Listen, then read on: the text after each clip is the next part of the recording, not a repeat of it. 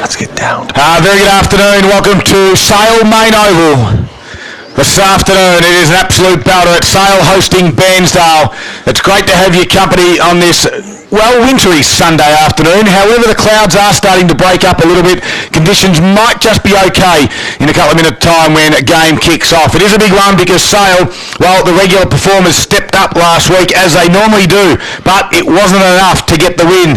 They had a first round loss and they don't want to go 0-2 to start the season. Bairnsdale, their recruits were absolutely awesome last week, and maybe they should have got the 4 points. They didn't in the end. They had a 2 points victory for the draw, I should say. They take 2 points, but today's a big rivalry game, and it's an all-important clash that we are looking forward to this afternoon. Great to have your company. My name's Darryl Cooling. Joining me is my co-caller this afternoon. His name is Rob Popperstone. Poppy, good afternoon to you. Hey, the Scudman. G'day, Gippsland. Looking forward to this afternoon's game. Two really big sides of season 2023. Sale wanting to get on the board after a close loss at Wonthaggi against Wonthaggi, and Bairnsdale obviously wanting their first win after an admirable draw just a week ago, or a week or so ago, against Mafra. Look, the conditions you think might even up what was probably going to be a Sale win. I still believe that might be the case, but looking forward to seeing football in wintry conditions, slippery, sloppy, and entertaining. Well, fantastic to have you back on board again, Poppy. Of course, special comments this afternoon, all thanks to Carpet Country, helping dreams become a reality since 1981. Scotty, good afternoon to you. Yeah, thanks for having me back, Scud. G'day, Poppy, Paul. Looking forward to today's game. Yeah, it looks to be an absolute ripper. Both sides out there look really, really up and about, and you get that vibe from games sometimes when you don't know a great deal about either side. You can just tell that they're all up and about and they're on edge, and this looks like one of those games to me. Fantastic. Number one stats man in the business. To my right is an absolute marvel at what he does. He's all thanks to Gippsland Isuzu Ute. The new D-Max is available now at Gippsland Isuzu Ute. They're on the Princess Highway in Traralgon. Live your own way. That's exactly what this man does. Paul Carter, good afternoon. Good afternoon, Darryl, gentlemen.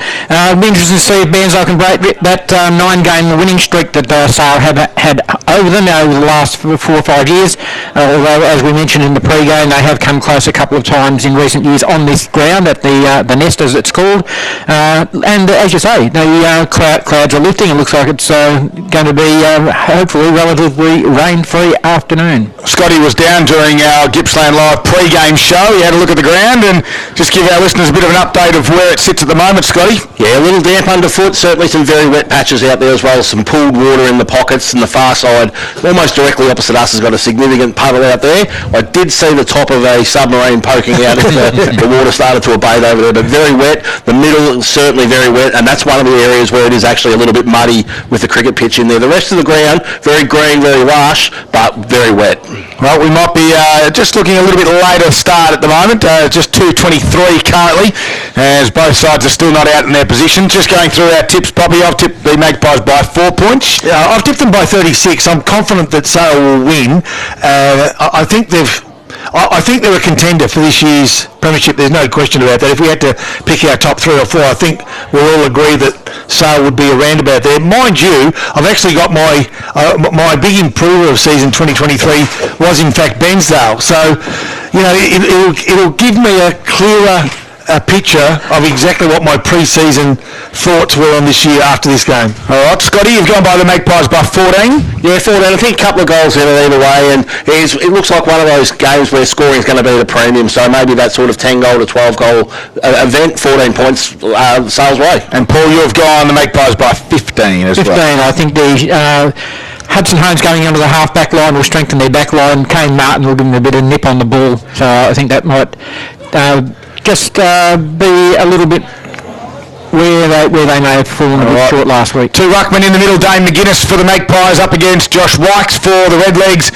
Midfielders for Bairnsdale looks completely different than it did last year. We got Robertson in the middle, that's McKenna I should say in the middle, along with Will Mitchell and Lockie Byrne-Jones as the umpire will get this first quarter underway. And I'll give it to Wykes, who just grabbed it out, then put his left foot boot into it, got to centre half forward, nicely done. And it's the ex-Sale footballer in John Gooch who takes the first mark inside 50 for the Redlegs. He's Going to have to kick this about 50 metres, right on it, right foot on its way, not going to get the distance, although two Bairnsdale guys spoiled each other on the goal line, working hard at ground level with Byron Vickery. Tried to clear it out of there on that occasion was Whitford for the Magpies. Didn't get any clearance. Quick kick was smothered on that occasion by McKenna. Tapped it back down to Gooch. The Magpies sock it off the ground. That was Hutchins. And it gets through. Now this is to Glenane. He kicks it towards half forward for the Magpies. In a foot race. Leslie is one of those. The 222s. Ethan East is the other. Leslie keeps his feet. Gets it towards the boundary line. Gathers it. Puts a left foot to a dangerous spot for the Bairnsdale side. But coming through was Tatnell. Wrapped up in a strong tackle. We've got a stoppage. Only 15 metres out from Magpies goal. It looks like Cooper Whitehill running with Will Mitchell. Okay, I think Jaden Ellison's attempted handball in the wet conditions is an indicator that's not what to do under pressure. Ball just 20 metres out from Sale's goals. They're kicking to the clubhouse end of this Sale main oval. Early minutes, first quarter. No score, obviously, at this stage. Ball up. Hotly contested, as you'd say, it's going to be hotly contested in these sort of conditions. Quick kick forward, only goes as far as Ethan East. A handball more in hope than anything else. Under pressure, taken without it. It could have been Shannon Lang. He played for the free kick, didn't get it. On the bottom of the pack, though, is Dane McGuinness. He's held ball and all. 35 metres from Sale's goals. Ball up to take place, 45-degree angle. Front spot there was McGuinness, tapped it down. Jack Johnson had a kick that was partially smothered. Doesn't go into lots of numbers around this footy. No score, 2 minutes into the first quarter. You are listening to Gippsland Live, right across Gippsland and the Valley. It's all thanks to Harvey Norman Electrical. Again, the umpire puts it up. This time Wykes puts it down. Socket off the ground there. Clears the area for Bairnsdale. Coming the other direction is Ronke. He just lost it though. That was Hutchins as well that was there. Squeezed out the back. The Redlegs try to swoop on it. No one can get a really clean handle on. McCary's on all fours. And again, we're going to have a number of stoppages this afternoon, Scotty. Yeah, Ruckman will earn their pay today. It's interesting. Some coaches will want you to take control of the ball rather than knock it forward or kick off the ground. Early signs are that both coaches are saying just move the ball forward however you might, because those conditions, as wet as Scotty indicated, might even be worse than what I thought they might be. As they go forward now, the Bairnsdale side, they do it through Jason Miller from the half-forward flank. They go forward through Lachlan Byrne-Jones. Can they win it? Get a winner from 55? They can. A quick kick forward's gonna, will it trouble the forward 50? It troubles the forward 50 but goes out of play. Just 5 metres from Bairnsdale's goals. They're kicking to the scoreboard end. 3 minutes gone, first quarter, boundary throw in. And you can see the water already impacting there. That ball was going out of bounds by 15 metres and ended up staying in play. And as we alluded to, that maybe the clouds were just starting to break up and conditions were fine. Here comes the rain. Here comes the rain. Ball, boundary throw in inside Bairnsdale's forward 50. Over the back there was Richards doing the ruck duties. Comes to ground level. Sala got some numbers. Quick kick out on that occasion from Will Leslie. Doesn't get outside defensive 50. Shannon Lang just banged it on the boot. Got it to the wing. His target was Josh Butcher. Has to go and find it. Wrapped up now in the tackle from Harry Cook. And on the far side of the ground, you can see some puddles out there. It's a boundary throw-in. We've got no score. We've travelled nearly 4 minutes. So the left half-back flank is where this boundary throwing is going to take place. The boundary umpire comes in 5-10 metres from the actual boundary. A little bit of niggle behind play. Meanwhile, on play, it's the big man for Sale, and Jack Johnson's down there as well. Free kick. The free kick's going to go Bairnsdale's way. Just over the shoulder on that occasion to McKenna. Okay, so Link McKenna from right half forward flank, kicks to within 30 metres. Tell you what, there's not going to be too many big grabs today, you wouldn't think. And Sale now under pressure, go for the sanctity of the boundary, but they won't find it, and it's all Bairnsdale. The first player there will be Ricky Tatnell, usually a good user of the ball. On that occasion, couldn't quite find his man, and a good mark taken in defence it was by Mitch Bowen. And Bowen goes short, he goes out wide and finds Lockie Ronke, who is a welcome inclusion. Don't be surprised if you see Lockie Ronke roll up the forward line, and he loves kicking a long bomb. Kicks it towards the grandstand side, but the big run from Josh Wykes. Nicely done right in front of us. Quickly handballs out the back to Austin, and the coach drives it inside forward 50. McCary might fly at the back. He tried to work his play underneath it, look for the free kick at the same time. Swooping on that occasion there was Richards. Tried to get it to his teammate, and now they call for holding the football, the Magpies. The umpire said play on. It was Martin said I'll take it, and he'll relieve a little bit of pressure. Gets it out to the wing. It's 2-on-2. Coming in now is Mitchell. Shuffled it backwards to big Ethan East. His kick underground out wide to Miller. He tried to handle him board. Freeman picked it off. The Magpies have got numbers this time. Whitehill tried the barrel to open space, but Bairnsdale got some numbers back. They'll relieve this one through Tatnell, and he'll go lateral out wide to East, who can mark on his chest. Half-back flank, still no score. So East with the big fella, Johnny McGuinness on the mark from right half-back flank. Looks up the line, around about wing he goes. Can he find his teammate in Waddell? He can't, or he can. In fact, Waddell's taken a good strong marker. Was it Link McKenna on that outer side wing? Play on's the call. And McKenna now from the outer side wing to threaten the forward 50. Kicks high, a bundle of about 8 or 10 players.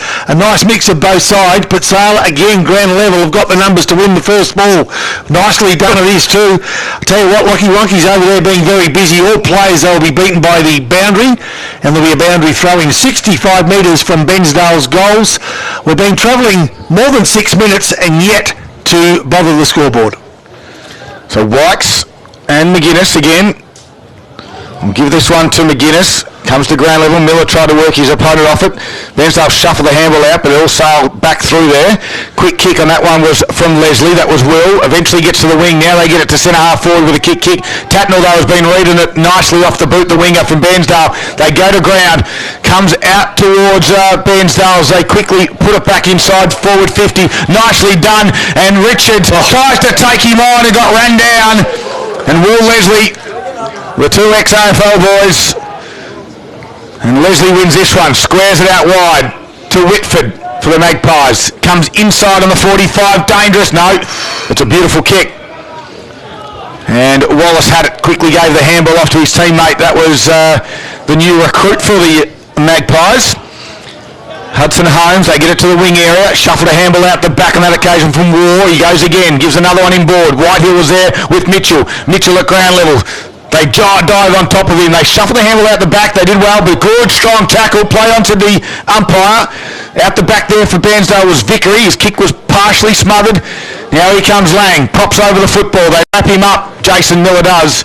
He can't get anywhere, Lang, and the umpire will ball it up. Interesting back here for Bairnsdale. It's either Tatnell or Austin getting free and playing basically a quarterback down there and just filling space. Really good defensive work. Yeah, at the moment they've got that one or two people spare, haven't they, out of the contest, and this is where the contest is. Sykes did well, nicely taken though out of that pack by Link McKenna again. Left foot, wrong side he went to, and threatened the right half forward flank, but now it's Hudson Holmes, a former Mafra player, grabs his first possession of the afternoon.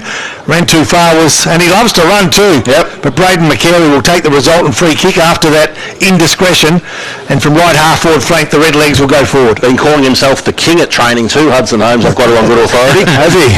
Well, tell you what, wouldn't mind the Sale hierarchy here to put the lights on at the nest. It's getting a little bit dark on the far side of the ground. Or if you're listening in your cars, you can always turn your headlights on as well to give us a bit of a chop out. On the far side of the ground, Bairnsdale have it some 70 metres out from goal. They kick it high. Leslie's in the front spot. Spoilt over the back nicely by Xavier Richards, will cause the stoppage inside Bairnsdale's forward 50. No score. We've travelled nearly 9 minutes. You might say nil all.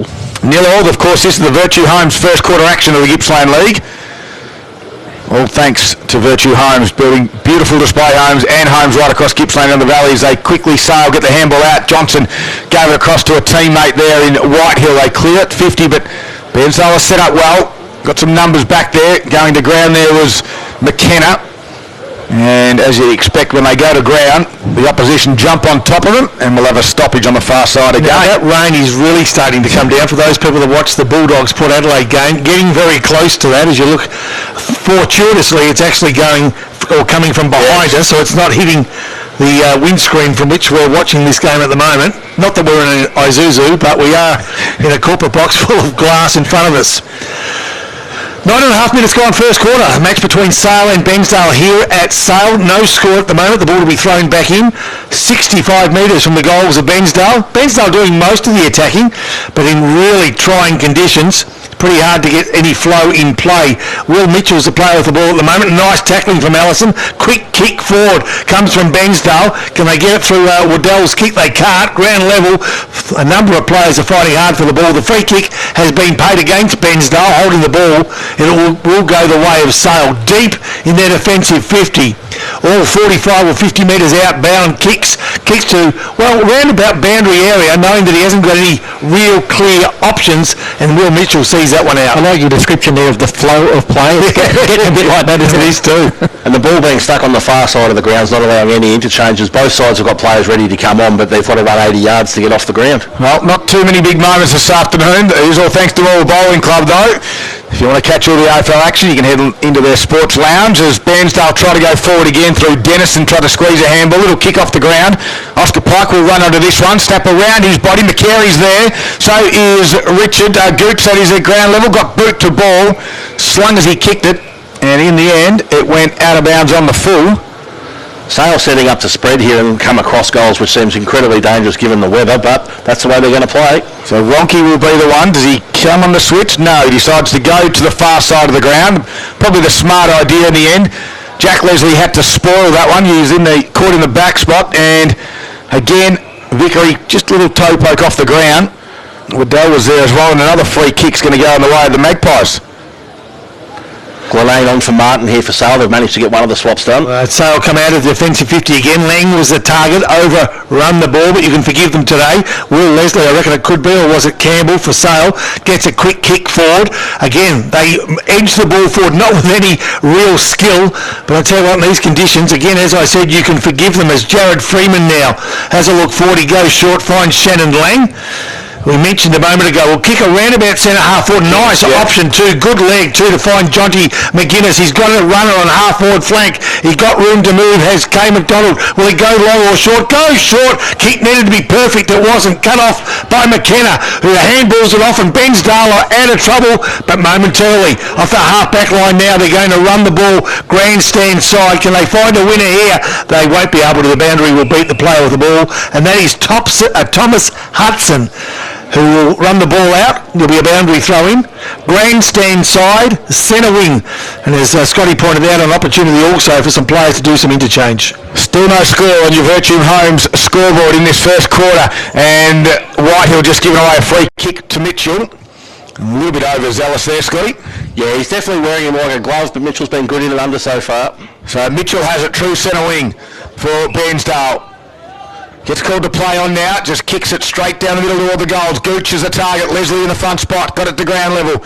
And the pack will form, and the umpire has no other option but to ball it up. Yeah, so John Gooch made the lead then and had 2 or 3 metres on Leslie, but Leslie's pace is enormous and found himself in front of the pack by the time the ball arrived. So again, this time Xavier Richards does the ruck duty inside forward 50. Out the back, free kick over the shoulder for Lockie Burn-Jones. And he'll be too far out to score, you'd think. He's only a small fella. And he's a man on the marks, about 45. Breeze across his left shoulder. Kicking towards the RAF base end of the ground here at Sale. Lachlan Burn-Jones, one of the recruits for the Redlegs, looking to get the first score on the board. We've travelled 13 and a half minutes. As Burn-Jones comes in, will kick it from about 48. He plays on and runs straight past the man on the mark. He got to about 40 and he misses.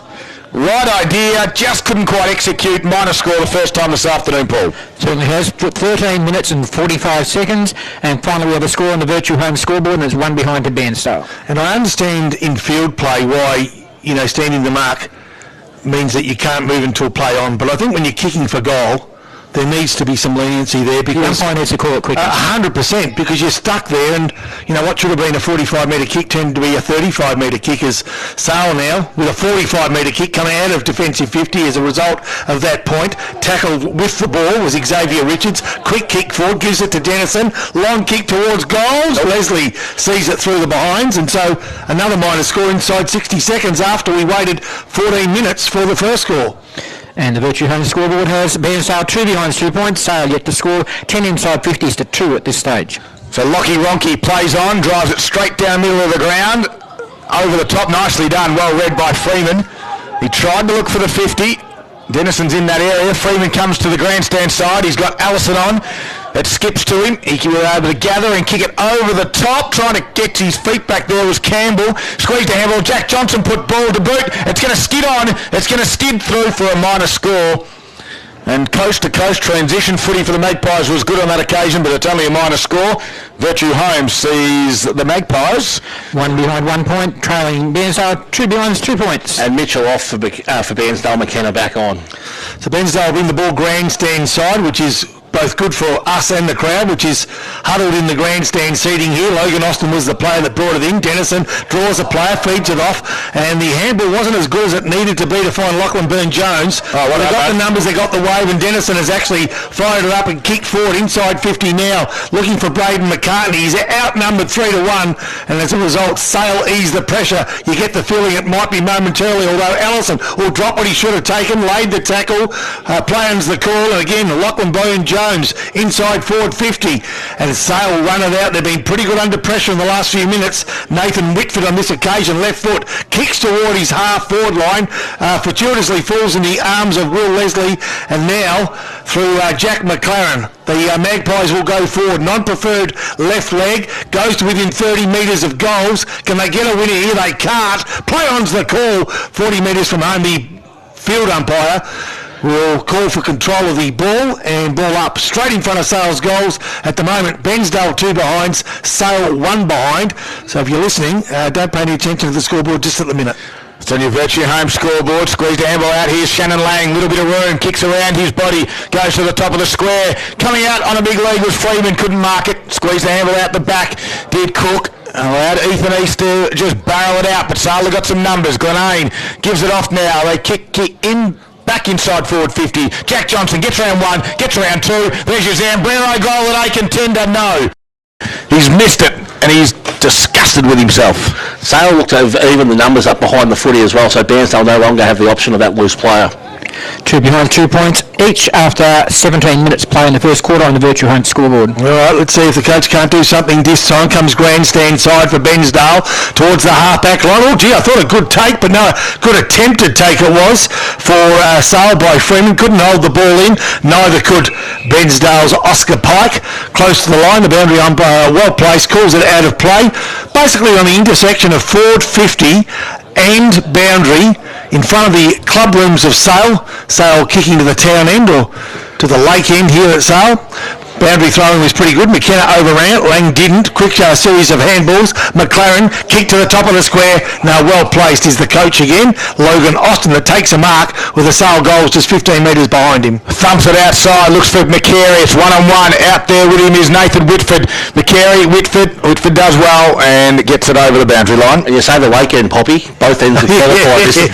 Yeah, true. Could someone tell me which is the deep end? 18 minutes gone in this first quarter. Virtue Homes be inspired by Virtue Homes. They're in design teamwork with your design at home. Suits your lifestyle. So he scores all level. As the ball comes back into play, McGuinness tapped it straight down. Byrne-Jones goes quickly to Pike. Tried to handle over his shoulder. Byrne-Jones again has to go and get it. And quickly get ball to boot. Goes out towards the boundary line. I think you'll find that Lockie Ronke was happy to see it go out, but it stayed in the end. Kicks it back towards the wing area where he fella there in Miller had it for the Red Legs. Got it to half forward. Coming out on a long lead there was Thomas Hudson, but Sala got some numbers. And the quick little kick from Hudson Holmes inboard. McGuinness goes to ground level. Underground handball goes back now to Hudson Holmes. He kicks it out wide where Shannon Lang is all on his own. Takes the mark. He can chip it over the top to find Glenane. Doesn't quite get there. Closing is Austin. Wrapped up in the tackle. Logan Austin does well. Umpire stops and props holding the ball. Had to nail that tackle too. Sale had 2 players loose forward of the ball. Logan Austin come off his player to make that tackle, so very well done as he comes inboard to Wykes. All right, so on the half back line, Wykes to Byrne-Jones. He's been busy, plenty of touches. Finds teammate in Xavier Richards just short of right half forward flank. Kick inboard, 50-50 contest. Kick off the ground, gets Bairnsdale to within 20 metres of goals. Gooch overruns it. Sale with the numbers. They'll work their way out through Hudson Holmes, who finds Leslie just in defensive 50, just short of left half back. So Sale kicking to the right of your radio, travelling, in fact they were trailing for most of this quarter. Scores locked away at 2 points apiece. And listen to this, we've been playing near on 20 minutes, no goals scored. That gives you an indication of the sort of conditions we're playing in. They come grandstand 9. Kane Martin from centre wing kicks to centre half forward. McLaren flew early. Good punch from Austin from behind. First player there for Bairnsdale's Jared Stewart. Comes out, gets past. It does Adam Wallace on that occasion. And Will Mitchell, can he find a teammate? He cannot. The big ruckman, Dayton McGuinness, comes in to lend a hand. Ellison over runs it as well. It's pretty hot out there. Slippery. It is very slippery and sloppy. We said Mitchell missed with the handball, under pressure, wet ball, and that was his opposite, and he still nearly got it there. Yeah, plenty of skills. See if you can clear it out for us, Scott. Ball up. Burn Jones at the bottom of the pack. I think we'll find he'll be at most packs. He seems to be a good little in and under for this red leg side. 6 disposals this quarter. Done well. So the two ruckmen right in the middle of the ground. McGuinness in the front spot, taps it down. Lang was there, coming the other direction though was Miller. Squeezed a handball out. Now here's Richards. Nice pick up, nice kick around the body as well. Gooch was there, gets to the back. Here's McCary. Running out of this is Byron Vickery. McCary just suckers off the ground. Gooch picks it up and says, I'll kick the goal for you. And there's the first goal of the afternoon to Bairnsdale. It goes to the ex-Sale player in Big John Gooch. And a quick kick off the ground into the forward 50s, as good as a lace-out pass on a day like today. All about the territory, get the ball behind the defenders. Gooch runs in and puts the first one on the board. And that's, as I said, 21 minutes before our first goal. Bairnsdale 1-2-8 on the Virtue Home scoreboard, leading Sale 2 behinds 2 points. So some work to be done by Sale here. All four of us thought that Sale might be victors, me more confidently than everyone else. And early doors, Bairnsdale are showing they're going to be a tough team to get over in these sort of conditions as well. So McGuinness to do some work alongside Cooper Whitehill was in the square there as well, and Adam Wallace. So I reckon it could be Shannon Lang with hands on knees or not. Yep. It is. Cooper Whitehill always gets the run with role. He did a great job on Tom Marriott last year that we called, didn't he? Yeah, he looked like a super player, and today he's got the job on Will Mitchell, as we pointed out pre-game as well. I'm not sure that any player got a clear tap, and that coming through now is Wallace. Quick kick to our end about centre half forward. There's a race. We need pace. Who's going to be first player there? Going to be Sale, but I tell you what, he was hit pretty hard on that occasion, wasn't he? Big Tom Campbell, and now Bairnsdale through Logan Austin, who's been very, very solid down back, clears the area, finds the boundary, and in front of our TRFM commentary position, there'll be a boundary throw-in. He reads the play like he's got tomorrow's paper there, the coach, doesn't he? He's just one step ahead of the game. Ball comes back into the field of play. 22 and a half minutes gone. The margin sits at 6 points in favour of the Redlegs. Working out at ground level was Hudson Holmes, although Dennison with a strong body, it suits him today. Gets a handball out to the run of Oscar Pike. Goes to ground. Good handball into open space. Allows Mitchell to run under this one. But Whitehill's right there and kept his feet. Then won the footy and then gave a handball out the back. And they're able to kick around the body back towards the wing area. Martin with some strength dropped the mark that he probably should have taken. Wyke says, I'll grab it. Kick towards the boundary. That might be deliberate. It's towards the pass players. Will they give some advice to the umpire?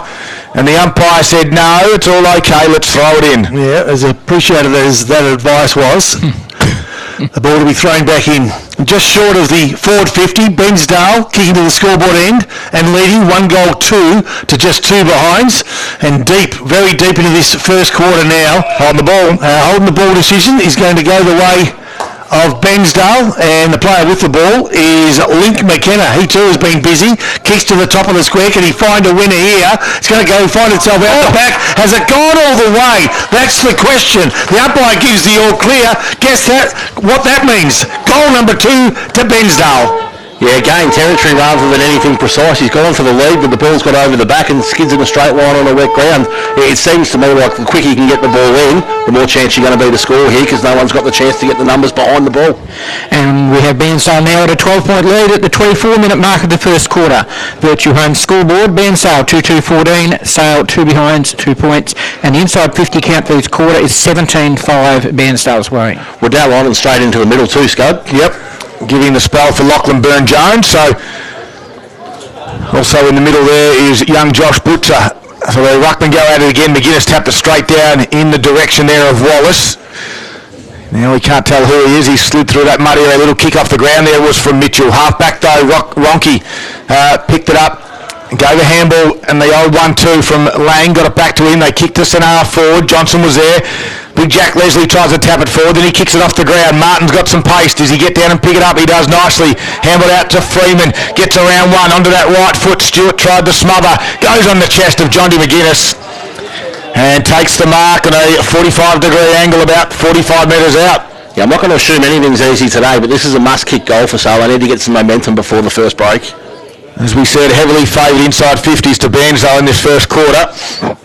The opportunity now for Jonty McGuinness to put one through, get the first for the Magpies on the Virtue Home scoreboard. First quarter action in the round 2 of the Inter Energy Gippsland League. Jonty McGuinness comes in from 48 metres off the side of the boot, and the oh dear lands out of bounds on the full.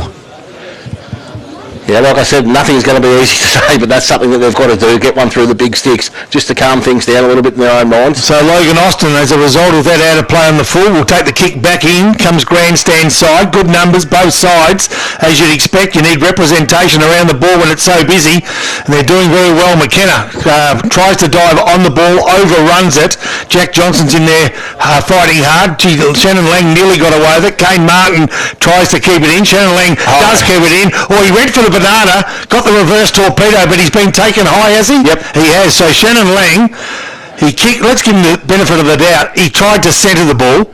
That was just a practice run for this set shot, I think, Poppy. And this will be his 10th kick for the quarter. So he's been busy, Shannon Lang, with the sponsors right behind him of the Sale Football Club. It's a sponsors day here in their club rooms.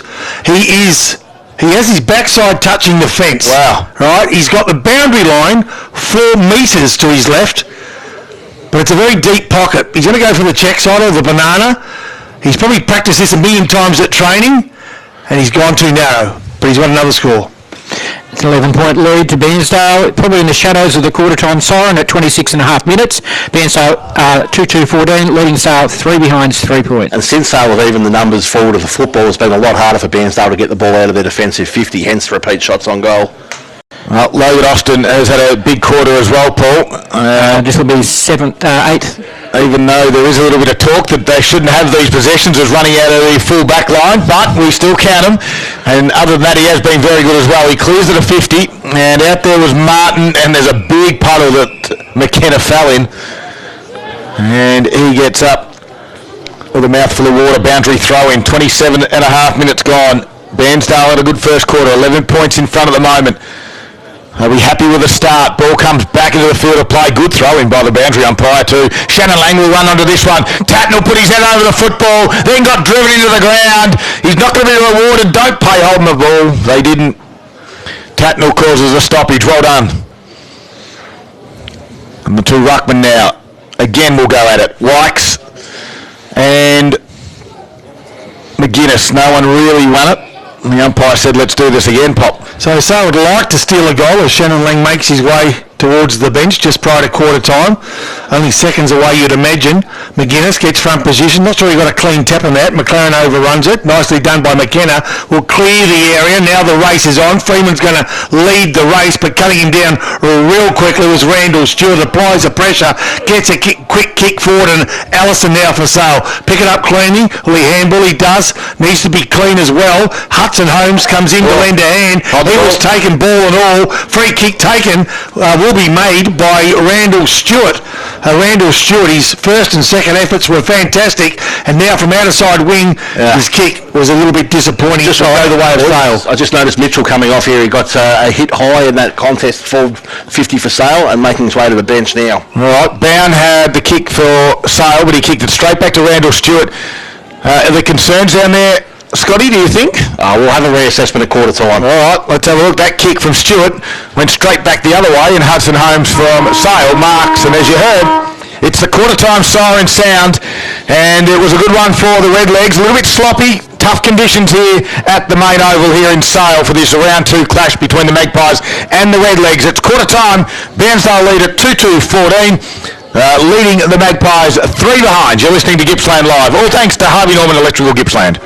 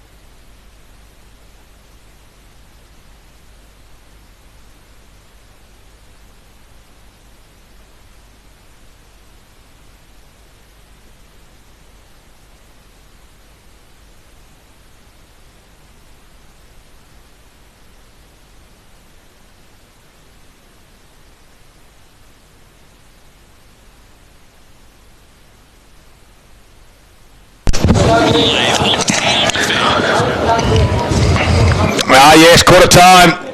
Round 2 of the Alinta Energy Gippsland League, Sunday afternoon football. Great to have your company.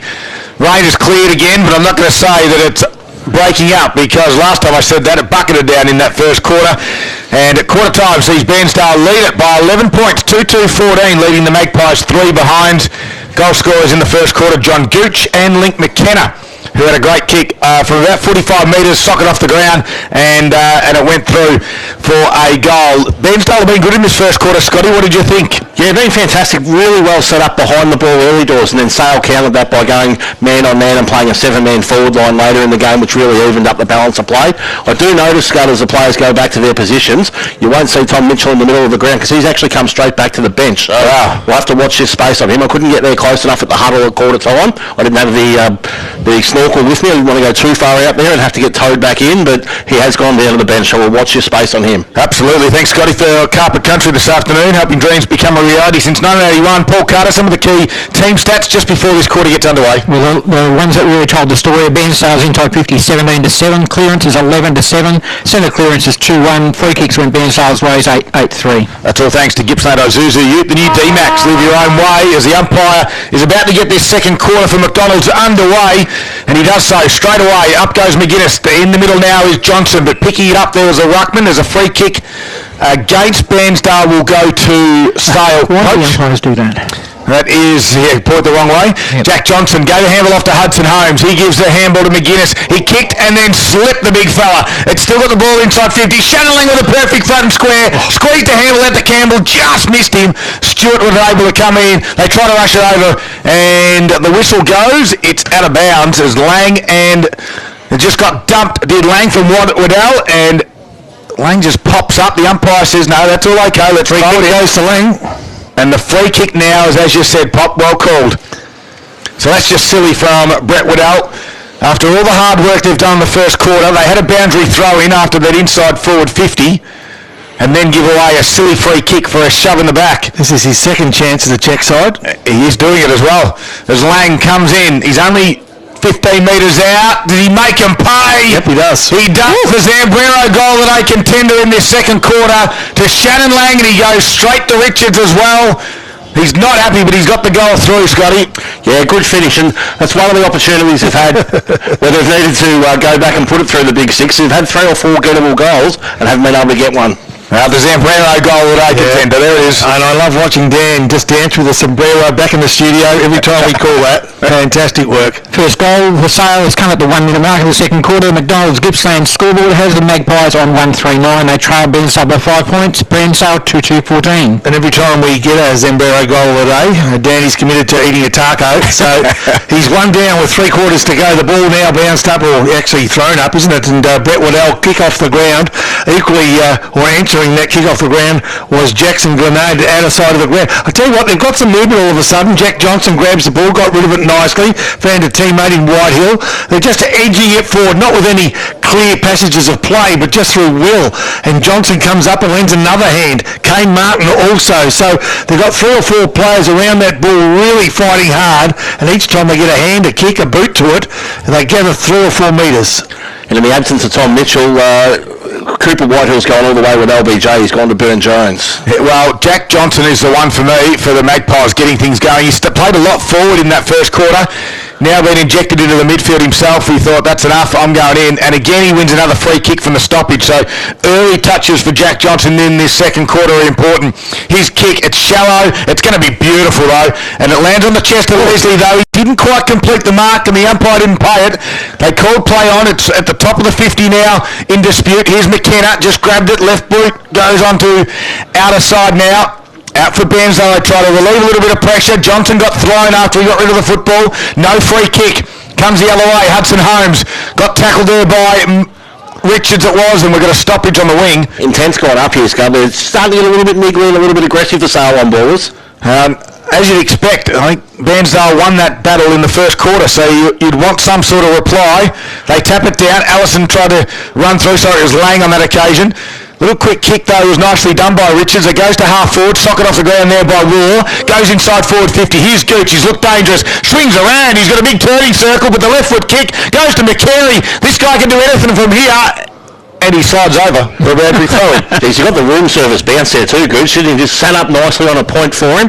But as you say, the Queen Mary turning circle. 3:42 gone in this second quarter. The margin at 5 points. It is Gippsland live on TRFM. So to do the ruck work, Xavier Richards will do it. He'll be up against the... he's a much smaller fail opponent. I tell you what, he's taken it out of the ruck and he pulled it back too far. And what looked great off the boot, just had a little bit too much turn on it and another behind. Taking Bairnsdale lead to one straight goal, 2-3-15 to Sale 139, McDonald's Gippsland scoreboard. Don't forget the My Maccas app is the only place to earn or redeem reward points when you get Maccas delivered. Download your My Maccas app now. So look across to Scotty. Yeah, the ball must have hit the Isuzu because it's gone about 30 metres over the fence down there, and the young fella's jumped the fence, gone under the net, back through the fence, and the ball's back in the square ready to come back into play. Yeah, it doesn't get any touches for that at all. But the Isuzu looks good down there behind the goals. As Lockie Ronke will bring this back in, straight down the middle of the ground. He gets it into the centre square, but all Bairnsdale. McKenna dropped the mark. Working your head over the football is Wallace. Squeezes it out to Lang. Gets back on the left foot, kick into the middle of the ground. Coming the other direction, Freeman will take the mark. Handball's off to Jack Johnson. This guy's been fantastic for the Magpies. Goes inside forward 50. Randall Stewart had to be clean, and he was. Tatnall, though, slipped over. Now he's in all sorts of pressure. Numbers everywhere for the Magpies. Jack Johnson again. Little kick to a dangerous spot. Leslie gets shoved in the back. Handball to Campbell. Campbell snaps around the body, and the Magpies are in front. Here they come. All clear, to the umpire. Magpies get another one. Gee, the Bairnsdale boys are up in arms there. They had their hands up straight away. It was like a Shane Warne flipper. It hit the batsman right in front of the middle. They've both gone up with both arms, appealing for the touch, but straight through the middle, and that's another one. And scores a level at the 5-minute mark of the second quarter. Both teams sitting on 2-3-15 on the McDonald's Gippsland scoreboard. And Daryl, can I check who that goal kicker was? Tom Campbell, I had it down as. Thank you. Number 56 out there for the Magpies. But Jack Johnson for me, for Gippsland Isuzu, one of the best on ground in this opening 5 minutes of play. How many touches he had? 6 touches in 6 minutes. 6 touches, 6 minutes. He's back in the middle. Here's Pop. All right, McGuinness for Sale gets the tap. Free kick behind play for a runner not being out of the square. It's a Sale runner. Sale runner will now go Bairnsdale's way to McKenna, and McKenna will play on quickly on that favoured left boot. Will kick to within 20 metres. It looks as though Sale have got the prime position, and it's a good mark in the end taken by Hudson Holmes. Wants to change direction. It's a dangerous play when you do this in these sort of conditions, but Holmes now finds his teammate there in Lockie Ronke, goes inboard, moving the ball nicely to Adam Wallace. Hudson Holmes picks it up, another nice touch to find Kane Martin. 4 or 5 clean possessions. We haven't seen much of that today as Jack McLaren runs from the wing to the left half-back flank to take the mark, and now they go long. Johnson on the end of it. Johnson takes a mark. Johnson plays on quickly, kicks to within 20 metres of the goals. It's 3v2 with only metres to go. All fumbling just momentarily. Oh, which way? And that fumble resulted in a free kick being paid as Jackson Glenade had nowhere to go but to fall on the Bairnsdale player. Yeah, they kick it out to the defensive 50. Trying to get around 1 or 2. They do that nicely done through Richards. Handball over the top now to Waddell. He goes to kick inboard. It's dangerous. There's Stewart there. Gives a handball back to McKenna. The run from Vickery. Wrapped up. Got boot to ball. Can they work it through? Burn Jones sock it off the ground. Well read back there on this occasion by McDonald. Gives a handball into Big McGuinness. Kicks around his body. And it goes back to Ethan East. Centre half back for the Redlegs. Squares it up. And found Kieran Vickery. He's got one out near the grandstand. It's Tatnall. He finds him by foot. He goes short. Just coming on. Went straight through the legs of big Josh Wykes.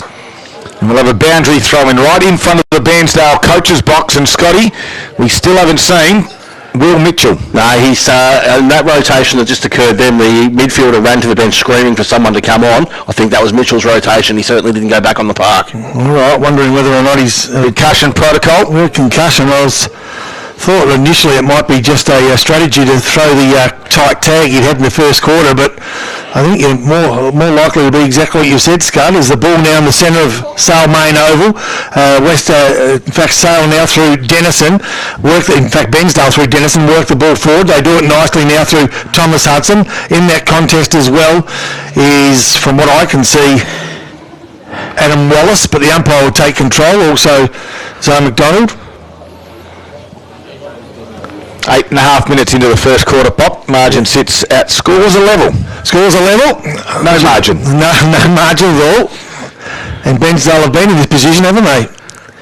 Yes, they At have. the end of their first game against Maffra, as Jack McLaren, who hasn't been Sale's worst as well, picks up another touch and ever so cleverly picks it up and finds his mate in Adam Wallace, kicks the centre half foot. They're starting to find some room, aren't they now? Lang, who's kicked one goal earlier in this quarter, will need his very, very best to kick from 50, unless he dances around like his Bairnsdale opponent did in that first quarter.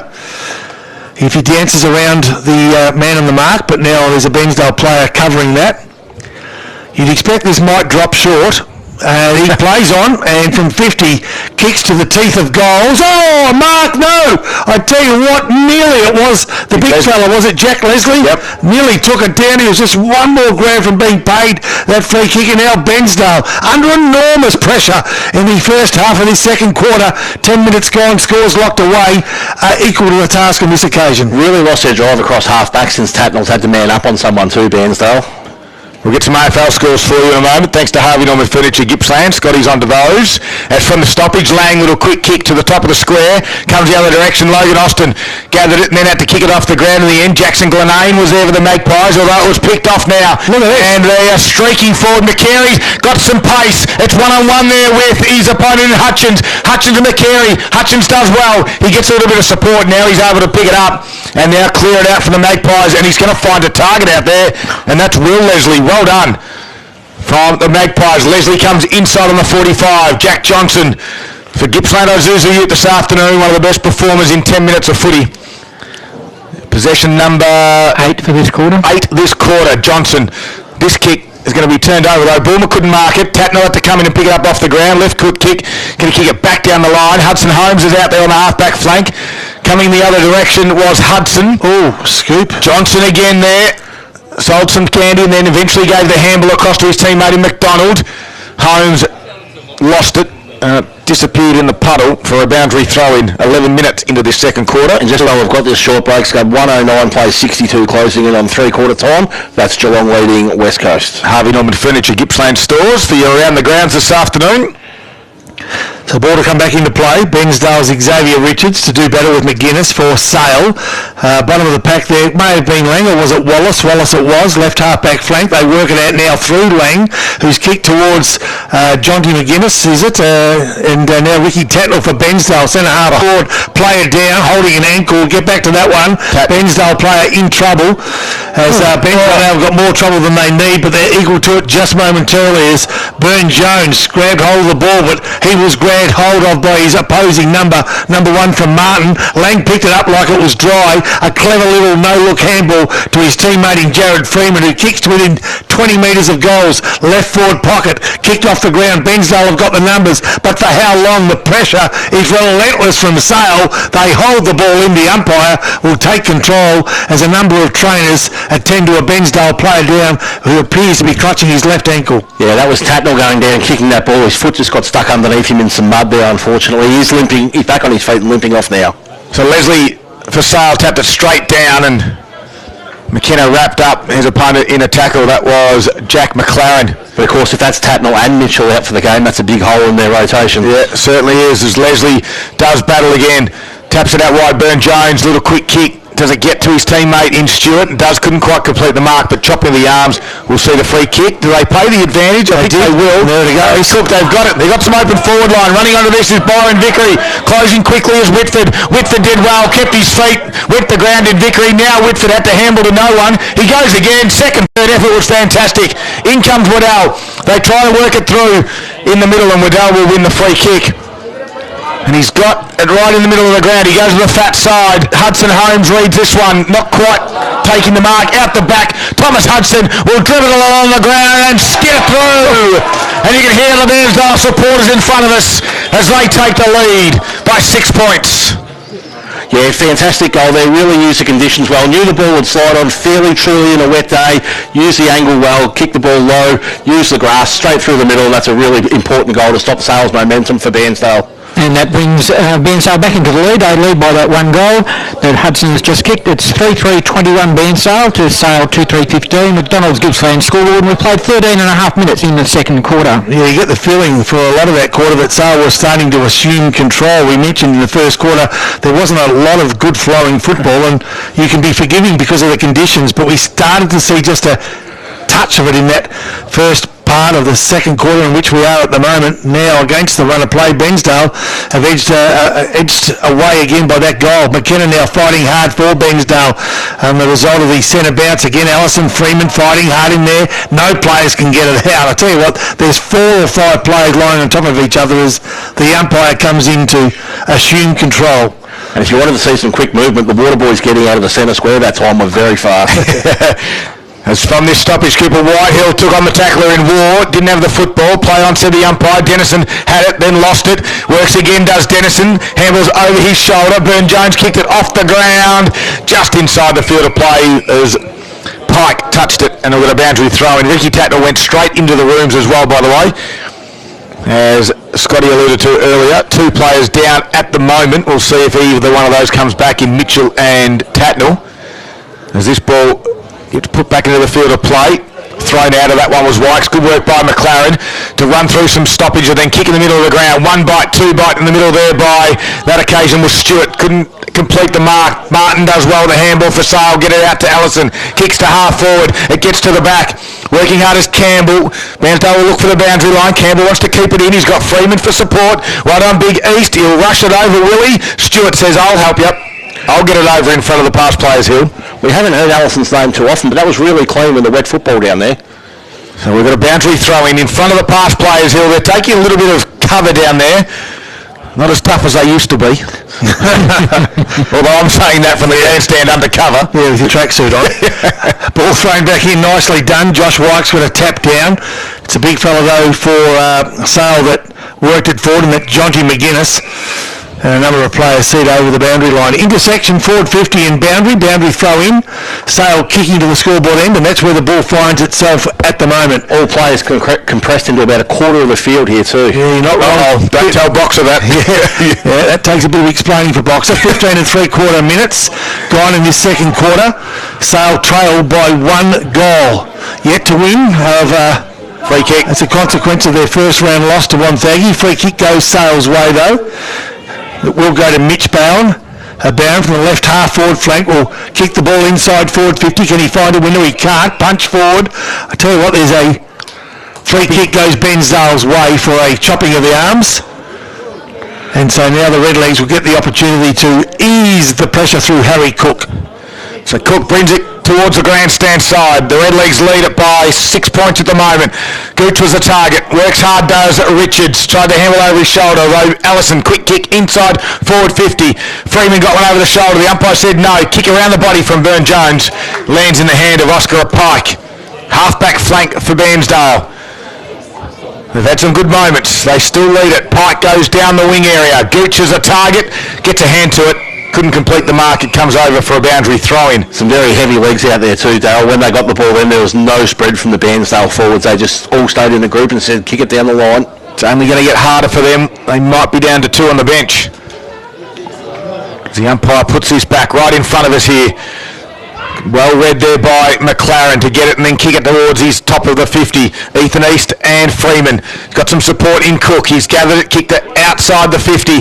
Now it comes back in good spoil over it up. Allison will run onto this. Had a fresh airy. Then 20 to Austin Moore. Kicked it off the ground. Got to the top of the square. Cook was there though.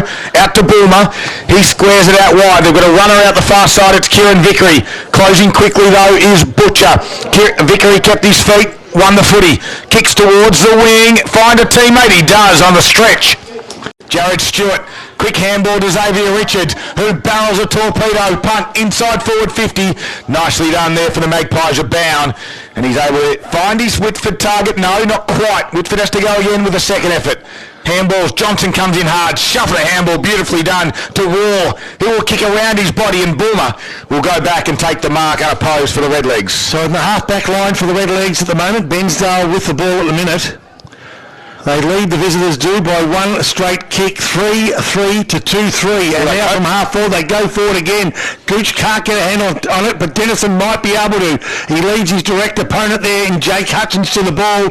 Kicks it forward, and the umpire says deliberate. Gee whiz. It'll go the way of Sale. Not too many times you go deliberately out of the bounce as you're 20 metres from goals. But anyway, We've changed that rule, haven't we? It's insufficient intent as opposed to deliberate. Because there we go, 1 second.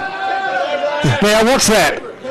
It's a rush behind. Isn't that a free kick? 20 metres out. 20 metres out, he's kicked it with his left foot. Under deliberate pressure. Deliberate behind, I think, is a free kick. Well, that's in a complete contradiction to what we just saw a minute ago, because the free kick went against Bairnsdale and then didn't go against Sailors. Now Gooch picks up the ball from 50 inside the corridor. Dennison, one touch, two touch, quick kick from the back, and I tell you what, LBJ all the way to Zamburo land. Ripping Rovers goal, that one. Ripping Rovers goal, that one. Did everything right, front and centre, hit the ball at speed, picked it up and took his opportunity. Fantastic stuff. Reminiscent of the 1970s Carlton sides Poppy. And that is a 13-point lead now to Bairnsdale at the 19-minute mark of the second quarter. They are 4-4-28 on the McDonald's Gippsland scoreboard, leading Sale at 2-3-15. Well, this is certainly what we wanted to see on a Sunday afternoon. Bairnsdale are taking it up to the Magpies, albeit down two on the bench, so back to the middle we go again. And again, Wykes taps it down, out the back, kick off the ground by Burn Jones. He's been fantastic. Richards now is there. Lang comes in, kicks it off the ground and goes again. Grenane is there, he's just going to be clean, picks it up, handballs to nobody. Richards shoves him out the way. Jack Johnson is there, goes to ground. Here's Whitehill, flicked it back, now to Grenane. Kick around the body, it's all Bairnsdale. Waddell at ground level, was able to get it and then kick it straight back to Sale. And they turn it over again. Hudson Holmes on the half-back flank. 20 minutes have ticked over in the second quarter. Holmes goes to the wing. Nice kick to Shannon Lang. Far side of the ground. He's got one on. It's Leslie. And that's Jack. Marks in front of his opponent. Turns around quickly. He's got Cooper right here line and finds him.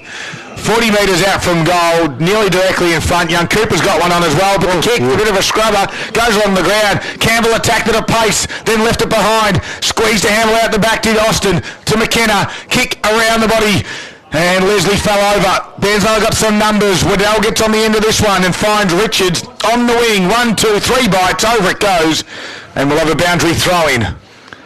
Good contest, that one. Will Leslie didn't give his opponent a break there, and quite correctly called Scudder. 21 minutes gone, second quarter, the ball over the boundary line, outer side wing. The margin favouring the visitors by 13 points. Bairnsdale 4-4, Sale 2-3. The ball will be thrown back in. McGuinness to do the work against the big man Josh Wykes. Ball falls centre of the pack. Lang tries to go through. Goes through without the ball. Back of the pack, here they go now. Glenane inside forward 50. Will it find itself out the back? It won't. Will Leslie, is it at the front of the pack? Or Tom Campbell? Tom Campbell, who's kicked one already today. He's got himself a free kick. Yep. He'll want to play on. The umpire will say you can't. And he's probably glad he didn't, because the kick found an opponent in Oscar Pike. You'd think Pike would be made for these sort of conditions. Think about it. Yes. Campbell now from outside 50. Box will get it next week. Yes. Kicks inside the corridor. There's some good numbers. Lang holds the ball in, then steals it, gives it off to Freeman. Left foot kick, top of the square. Bairnsdale, good mark under pressure. Harry Cook. There's a bit of a twist into that one that you just said just a minute ago. So Cook plays on towards the grandstand side, clears the defensive 50. Target is Gooch. Freeman's back there as well, takes the mark in the right spot. Margin currently at 13 points in favour of Bairnsdale as Freeman puts it back in. Jack Leslie's the target. Lots of Bairnsdale players around that one. The resting ruckman goes back and takes the mark as you'd expect. Big Josh Wykes. Looks to the near side again. Byron Vickery this time will be the target. Sits it on his head. And Vickery went for the chest mark, had it spoiled. Burn Jones has been very busy in these conditions, kicked around the body. And Jack Hutchins takes the mark for the Magpies though. Can go inboard towards Johnson, although getting a hand on it there was Pike. Will Leslie now soccers it off the ground, goes inside forward 50. Stewart's going to go. He allows Austin now to come in. He kicked it off the ground. Glenane said, I'll just take this, put it back to a hot spot. And again Josh Wykes, the ruckman, takes the saving mark in defence. Plays on quickly to the right back pocket now. Finds his teammate in possibly Vickery, who goes short, and Jason Miller's the player, the long sleeve Jason Miller. Can he find? Oh, dear, I tell you what, Burn Jones slips like tried to take the catch, but he was good enough to catch up and take his feet and find McCartney in front of our commentary position. Round 2 of Gippsland Latrobe footy, thanks to Atlanta Energy along the line to Dennison. A long kick to the goal square could be dangerous. You know why? Because his teammate was there, Thomas Hudson, who had every opportunity. Beads out a handball. The race is on. Tate Clay will be first there. Can he get a kick? He cannot. Dropping the ball. No. Play on to the call. A kick off the ground, and momentarily the pressure is eased. Momentarily, because Matt McKenna from outside 50, long left foot kick. Out of play on the full, and by a long way out of play. Yeah, he hasn't just missed the whole 21, he's missed the whole 42 there. He would have missed 2 sets of goals. But on your left foot under a bit of pressure with the wet football, it's not a huge surprise. I think Bairnsdale just need to show a bit more composure with the footy at the moment. They've had a bit of it, but haven't been able to find a target. Certainly have, Scotty. 15 inside 50, so 8 this quarter in Sale's favour. It's for Gippsland Isuzu Ute. Thomas Hudson just needed to complete that chest mark with the long sleeves on. As we said, 13-point margin. 24-minute mark of the second quarter. That would have been a good one going into the half-time. Ricky Tatnell's back out doing some run-throughs on the boundary line. And in conditions like this, and you've done an ankle, that's going to be tough. Yeah. And Scott, I'd run past him at the moment, and that's really saying something. As Jack Johnson kicks it back for Sale. Outside the defensive 50 he goes. Dennison, though, will come in around that 50 area. Cooper Whitehill jumped on him. McKenna snap around the body again. Chest mark on this occasion. Lockie Ronke was good. And Ronke will have it in the defensive back pocket. Plays on, kicks to the far side of the ground. McGuinness was the target. Good little spoil over the back from Leslie. Got it 15, 20 metres going Sale's way. And the free kick will go to the Magpies. Is it Butcher back there? It is. True centre wing. We've had 4 goals kicked this quarter, so we might get into about the 28-minute mark. We're currently at 25 and a half. That kick to the top of the 50. No one can mark for Sale. McKenna's been very busy this afternoon. His kick only went 5 metres. Allowed Wallace to come in and give it back to Butcher, whose kick went higher than it did longer. So the umpire said play on, it wasn't 15. Lang bust his way through, lost the footy, kept his feet, goes again. Handball was smothered. McKenna again squirts a handball out to Adele. His kick only goes 5 metres. We're still at the top of the 50 for the Magpies. Now it gets back to East. He slipped his kick, but it's going to work. And it's going to land in the hands out there to Vickery. That's Byron. He kicks towards half-forward flank. Over the top of Richards' head. Stays in. Lands in a puddle. Doesn't skid on anywhere. Has to go again, does Richards. He's got 2 to beat. Kicked it off the ground, did well, does Xavier Richards. Bound, ducked the shoulder. The umpire said you did duck it, now you're going to get pinged for holding the ball. Sale don't like it. They said he lifted the shoulder to try and cause the high contact. And McCary said, I'll grab it, I'll play on, I'll get to 40, I'll handle over the top, I'll go to a teammate and take Clay, and he'll lower and kick it behind. Late in the second quarter, another behind. 4-5-29 Bairnsdale. They lead now by 14 points over Sale. The 2-3-15 on the McDonald's Gippsland scoreboard. Super costly miss right on the cusp of what would be a team-lifting goal at half-time. Yeah, it'd be a just reward for the amount of play they've had as Hudson Holmes goes straight down the corridor knowing there's not a lot of time left in this second quarter. Could be a risky play as he got Freeman at the bottom of the pack. He has. First play there from Bairnsdale, that was Harry Cook. They just tap it forward. 1-2 taps forward and a quick kick forward as well by Oscar Pike. Top of the square, falls short. Sale under all sorts of bother. They'll ease that bother through Hudson Holmes. But again, under pressure, it's a deliberate... not that one. Under pressure inside 10's okay. Okay. 4-6-30. It's now a 15-point lead for Bairnsdale over Sale. 2-3-15. McDonald's Gippsland scoreboard. 27 and a half minutes played in the second quarter. I always worry about people's different perception of pressure. Umpires' perception of pressure might be different than someone like Shannon Lang. Exactly right. All right, the ball in front of our TRFM commentary position now. Ducking the head, I thought there was Harry Cook. Play-on's the call, and rightly so. Coming in to lend a hand was Nick Ballmer. Sale just edging it forward now. They know they're under a bit of pressure. Austin 2-3-15, Bairnsdale 4-6-30. 28 minutes gone. Both teams desperate for a half-time break. The conditions pretty telling, pretty demanding, as Dennison now went to grab the ball but was quite content to see it fall out of his hands and over the boundary line, given he was surrounded by a number of Sale opposition, one of which was Allison, who marks him now. And Xavier Richards just gone and popped himself behind the football here for the last couple of minutes of the half. Yeah, good move, you'd think. As the ball comes back into the field of play, McGuinness in the front spot, taps it straight down, Lang left it behind, Dennison does well, squeezed a handball back to McKenna, got it to the wing, Burn-Jones is good, shuffled a handball out now to the run, this time it is Waddell, drives it inside forward 50, again McKenna, and this time it's Bound, one-on-one, McKenna, and McCary will suck it off the ground, and Braden McCary puts it through, just what they needed on the half-time, not too far away, 29 minutes have gone. Beautiful play by Lachlan Burn-Jones to get that ball into space. Looked up, assessed the options, didn't decide to kick to his teammate, decided to kick behind his teammate and back his speed in. He put the Jets on and like Maradona, put it into the back of the net.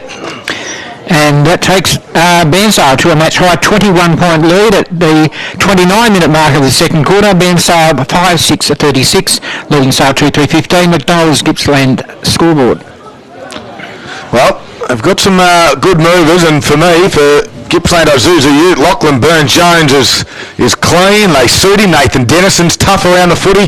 McKenna's been good. Yeah, they got winners all over the ground. Down back, Logan Austin's been good. Richards has been great. And they go, this time, the Magpies, they let him have the free kick, but Brett Waddell barreled it towards centre-half forward. Hudson Holmes is on his own. Didn't quite get it, though. Hit over the football, Bound. It doesn't matter. The half-time siren sounds. And what a quarter it was from the Redlegs. They kicked 3 goals to 2. It's a game-high 21-point margin at half-time. We said it's going to be a fantastic Sunday afternoon football match. Conditions are tough. It's heavy. It's slippery. There's no rain to speak of at the moment, but it is physical.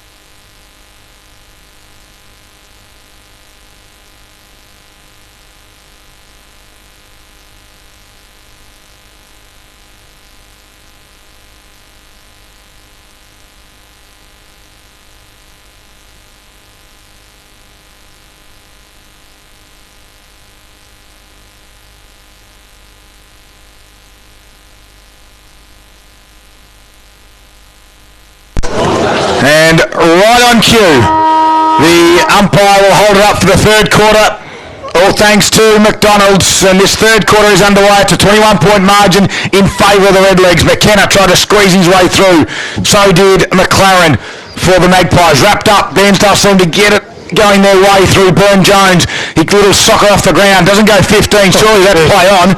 And the umpire said, no, we'll pay the mark for a 5-metre kick. Hudson Holmes finds Johnson. Johnson turns around. Right foot kick. Finds Martin on the half-forward flank. He plays on. Nearly got run down from behind. The left footer puts it to the teeth of the goal square. Tatnell goes back. He's back onto the ground after that ankle injury and rushes it through for a minor score on your McDonald's Gippsland scoreboard.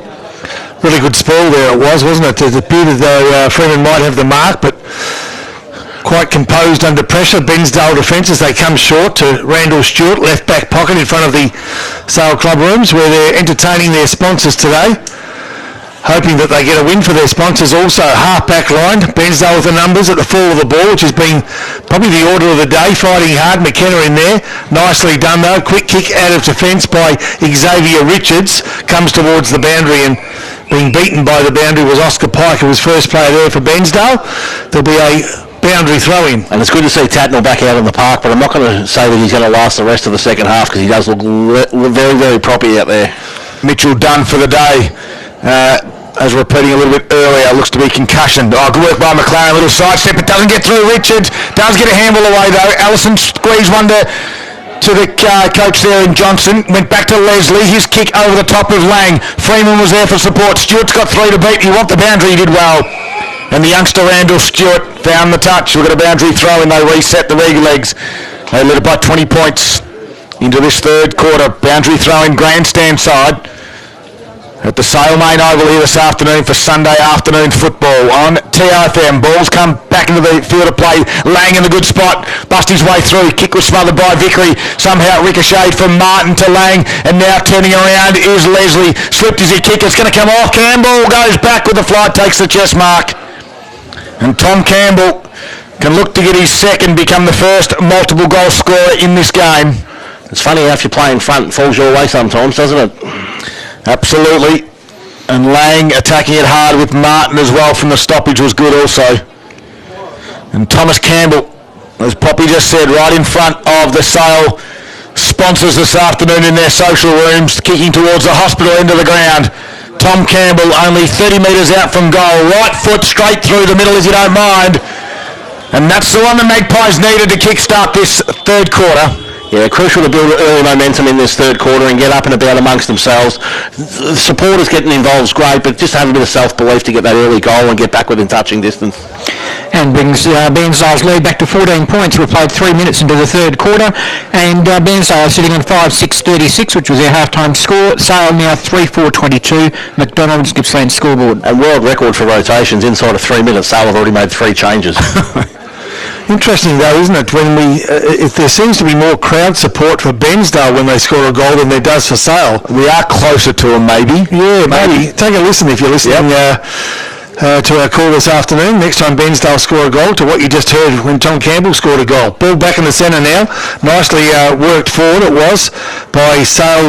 Adam Wallace goes now inside forward 50. Good kick by Allison. Can he find Kane Martin? He can't. He'll have another go at Kane Martin if he gets a chance. The moment Harry Cook is the stumbling block between he and the goals, and the ball will be held in just 20 metres from Sale's goals. And Poppy, if you're the Bairnsdale coach, who's the last player you want to see limping on the ground at the moment? Either McKenna or LJB. LJR. PQR. LBJ's limping behind play at the moment. Yeah, that's certainly not what you want. Ball comes back in. McKenna does well, kicks it along the ground towards the boundary line. Closing quickly out there was Miller, his teammate.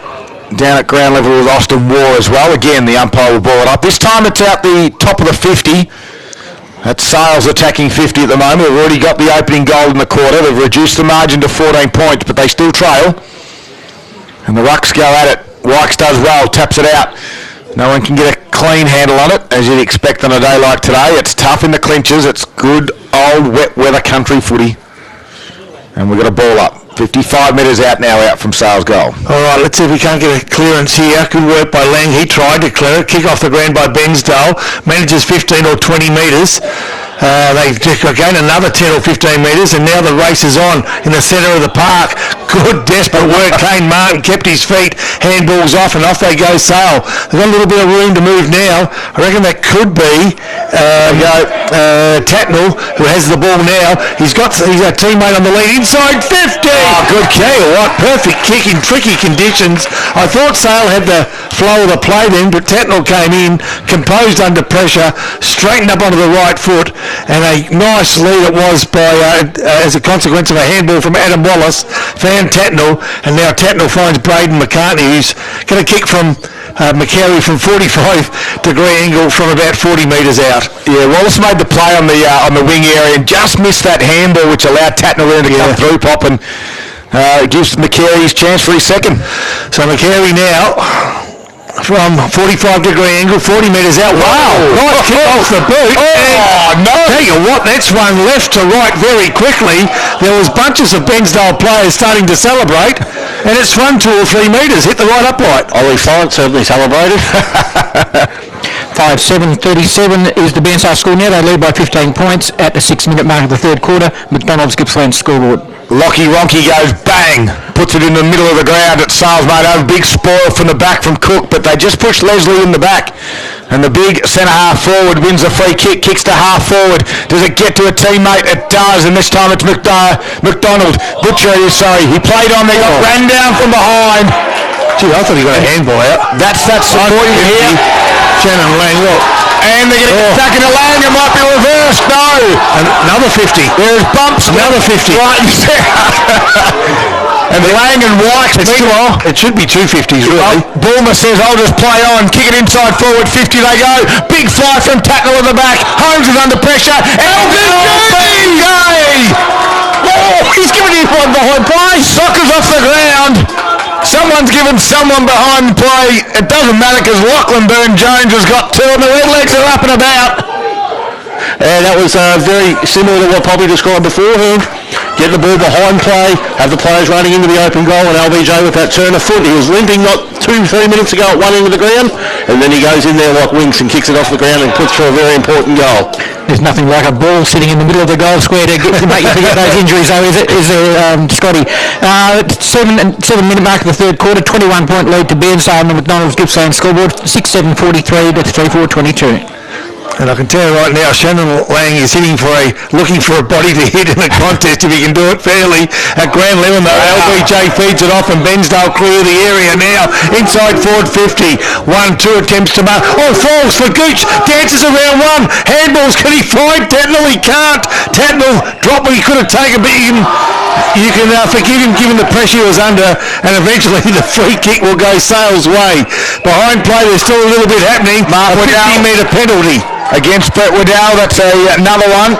And there's 4 players on Brett Waddell. Xavier Richards comes in now. So does Robin McKenna. And as you said, Pop, 50-metre penalty. It's in the hands now of Hutchins in the middle of the ground. The Water Boys are just hanging around on the ground as well. It's starting to annoy me a little bit. But anyway, as the ball gets kicked to half forward, Leslie gets moved off the footy from Cook. Cook slaps it forward, ricochets back to Austin. Austin got dumped and awkwardly. And it's got to be a free kick surely going Bairnsdale's way. I think downfield. Paid the mark down here anyway. Okay. So Raw drives it down towards half forward. Will Leslie in the front spot. Big pack will form. Handball up towards Holmes. Gets shoved in the back by Gooch. Tough in the clinches there. Lang's got his head over the football, so it's Claren as well. Quick kick by Burn-Jones. He's been good at those little ones today. Got it going Bairnsdale's way. Tatnall under extreme pressure. Got dumped without the footy. Vickery had it, lost it, holding the footy in the back. And the crowd invested in this game today. This is fantastic. Certainly is. And Waddle's back into it again behind play. And this time it's with Shannon Lang. Someone else of Tatnall's been dumped off here as well. Meanwhile, Vickery said, I'll kick it to the top of the square. No one can win it. At ground level, Hudson Holmes trying to squeeze the handball out the back. Here's Ronke, steps around one, just gets his handball away. Roston Raw was in there for the Magpies. Gooch head over it. Dennison slides to ground. Picked up by now by Richards. Runs out of the stoppage. Handballs to McKenna. Gets around one tackler. Couldn't get around the second. Holding the footy. As Jaden Allison for the Magpies win it. 9 minutes gone. 21 points in favour of the Redlegs. The runner's put a nice tackle on too. Need to regain the composure now. Shannon Lang won't take a backward step. Just needs to cool down, and that's what's happening. They're putting him to the bench now. Just taking the... getting him to get a deep breath as they go forward now. Certainly the intensity's lifted as every physical contest is... now the crowd's getting stuck into Lang as well, and he won't like that. As the ball's at half-forward flank at the moment, free kick's going to go Sale's way. Left half-forward flank, Big Jack Leslie inside the corridor, searching for Johnson, couldn't find that player. Now to Ruckman in Wykes for Bairnsdale that holds the ball in play. Will he keep it there though? That's the question. He will. The umpire will take control. The umpire will take control. And the crowd is getting very, very anxious in the grandstand. And I notice Tatnall limping off again.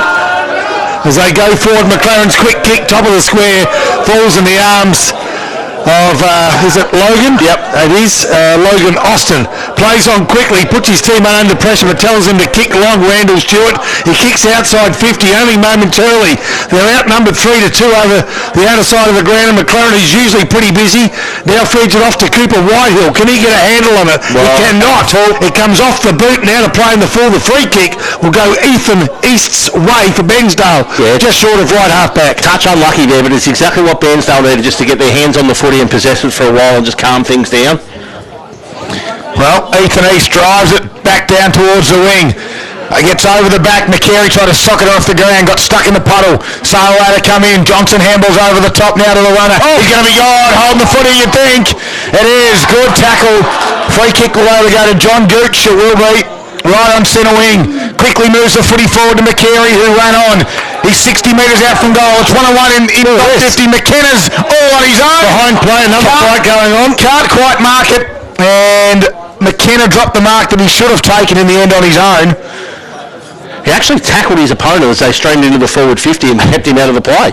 Quite strange that the umpire hasn't paid a free kick for simply holding the man, and now he's paid a free kick for some lip. Yep, and that's going to go in the way of McGuinness, that's Jonty McGuinness, and the water carriers are still hanging out there.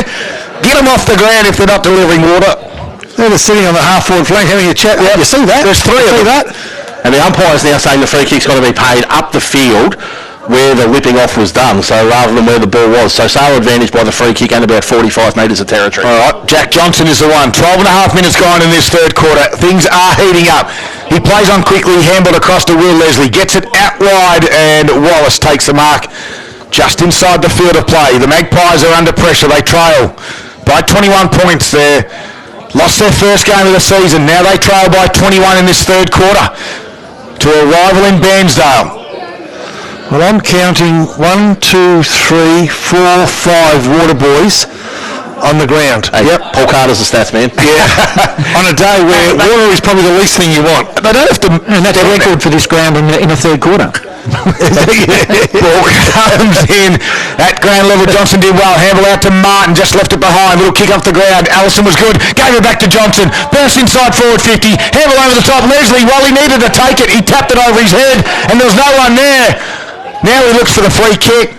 Well done by the Bairnsdale defence. They hold it up. 13 and a half minutes gone. Got to play to the conditions. I don't know if that's wet weather football with it. So ball thrown up. Leslie will do the ruck work against Ethan East. Grand level. I reckon first player there may have been Wallace. Quick kick. Top of the square. They've got a couple to decide who might take it. And there's a Jaden Ellison that marked 12, 15 metres out directly in front. So let's see if we get a response from the crowd if Allison can get this one through. At the moment, Sale, the home side, 3-4-22. Bairnsdale, 6-7-43. 14 minutes gone, third quarter. Home side on the ropes. Allison walks it in, and no question whatsoever, there is a goal and there is a response from the crowd. Just. Only just. Yeah, I think if we're in the clapometer's favouring the Bairnsdale supporters at the moment much louder, but that's a very important goal. I said before he hadn't touched much of the footy, but he'd been clean most times. No shot on goal easy today, and that one there straight through the middle. And Bairnsdale's lead by that goal comes back to 15 points. We've played 14 minutes into the third quarter. Bairnsdale 6-7-43, leading Sale 4-4-28 on the McDonald's Gippsland scoreboard. And laying back on the ground and straight into the middle, right into the action again. Johnson, his teammates in there. Cooper Whitehill's in there as well for the Magpies. The two ruckmen will go at it. Wykes taps it backwards, which is towards Sale's way of the ground, and Johnson said we'll all help it on its way. I'll go inside 50 with a sock of the ground.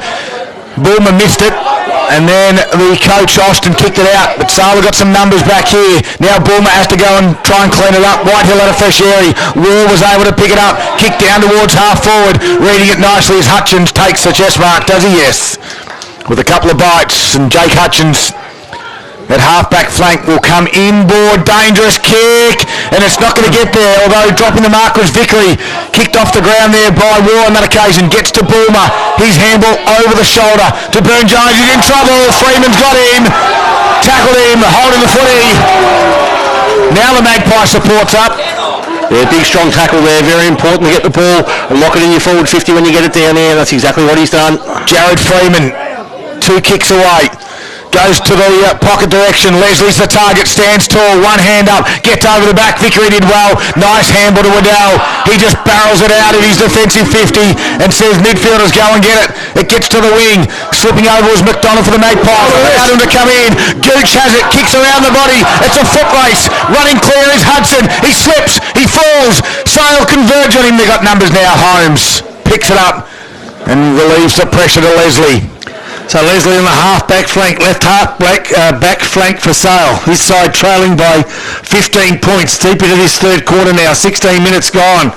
Searching for their first win, second round. Not panic stations by any means.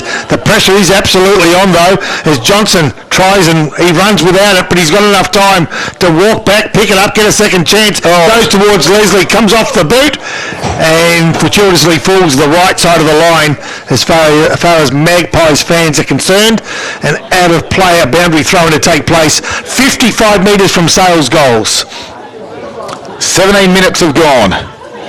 It's been Bairnsdale, although Sale have kicked 2-1 in this quarter, and the boundary umpire has been told to do it again. 15-point margin.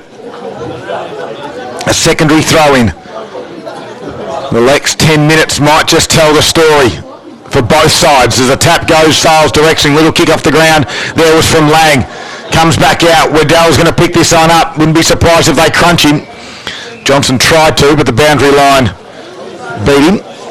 And we'll have another boundary throw-in. You just wonder when that lack of rotation is going to kick in this quarter for Bairnsdale. We've still only got the two players who are able to bring off the point. So let's do the ruck work again. McGuinness and Wykes. Wykes in the front spot, tapped it straight down. One-on-one McKenna, although gave it straight up. A little quick kick around the body. Leslie nearly marked the chest mark. Tapping it down, it could be deliberate. I think it will be. And the umpire said no. He tapped it directly to the boundary line, did Randall Stewart. There was no other option for him. It was deliberate as deliberate could be. It is. It was. Got away with one. We've got a boundary throw-in. Again, Ethan East will do the ruck work now against McGuinness. East wins it, taps it down into the front. Martin at ground level with McKenna. Working hard does Martin and McKenna. Umpire said no one's going anywhere. Let's do it again. Been fantastic at the coalface all day today, Martin. Big moments for Moore Bowling Club. Catch all the AFL games live in the club lounge. As this one's tapped down by East. Lots of numbers around it. He tries to give it a quick kick, and Will Leslie will take the mark coming in from his top of the 50. So Leslie might fancy himself from this position, Scotty. Yeah, just while you mentioned the AFL scores, Geelong 136 defeated West Coast 89 final score there. Thanks to Harvey Norman Furniture, Gippsland. Will Leslie's got a shot on goal here. The Magpies trail by 15 points. 19 minutes, third quarter. This is an important shot at goal. 59. He's not going to make the distance because he just lays it up. And Jack Johnson, he's had two bites. Although front and square, Shannon Lang missed it. Missed everything. He was directly in front. He was front and square. I think Jack Johnson was looking for the second bite too, maybe, to take the mark. But out of bounds on the full pop. Yeah, and as a result of that, the free kick will go Bairnsdale's way. Logan Austin, who's been pretty steady down there today, as you'd expect the coach to be, comes grandstand side. Good fly from behind, but not good enough for McLaren to get over the top of East, who gives McLaren a smile, takes the mark, walks back, kicks 50 along the line, and now the battle's on at ground level, as it's been for most of the day. McKenna tries to work his way through, played for the free kick, didn't get it. He'll get another chance now. Handball, quick kick forward, off they go Bairnsdale, cut off nicely though by Hudson Holmes. He's as steady as he's ever been today. From half back to half forward, along the corridor. Lang, one touch, couldn't take it. Cut off now by Bairnsdale. They got the numbers. Vickery feeds it off to his teammate and goes long. The race is on again, as it's been a few times today. Gooch gets rid of three players like a bowling ball through three pins, and it now falls in the arms of his teammate from a standing start. He couldn't quite find the goals in Oscar Pike, and another minor score. You get the feeling, though, every score's going to count. Big goose nearly Stephen Bradbury, that one there, by being the last person who nearly managed to kick the goal. Bairnsdale 6-8-44, leading by 16 points over Sale 4-4-28. McDonald's Gippsland scoreboard, 20 and a half minutes played, third quarter. So Lockie Ronke has it, rolls out of full-back, drives it straight down the middle of the ground again at Sale's main oval. Leslie has gained another free kick in that area of the ground. Will the advantage be paid? No, it won't be. So twice Ronke's gone down the middle of the ground after points, and Jack Leslie's got the free kick in exactly the same spot. 6 kicks for him this quarter. So Jack Leslie kicks to true centre half forward, looking for Lang, gets over his head. Ricochets off the knee there of Cook. Comes out now.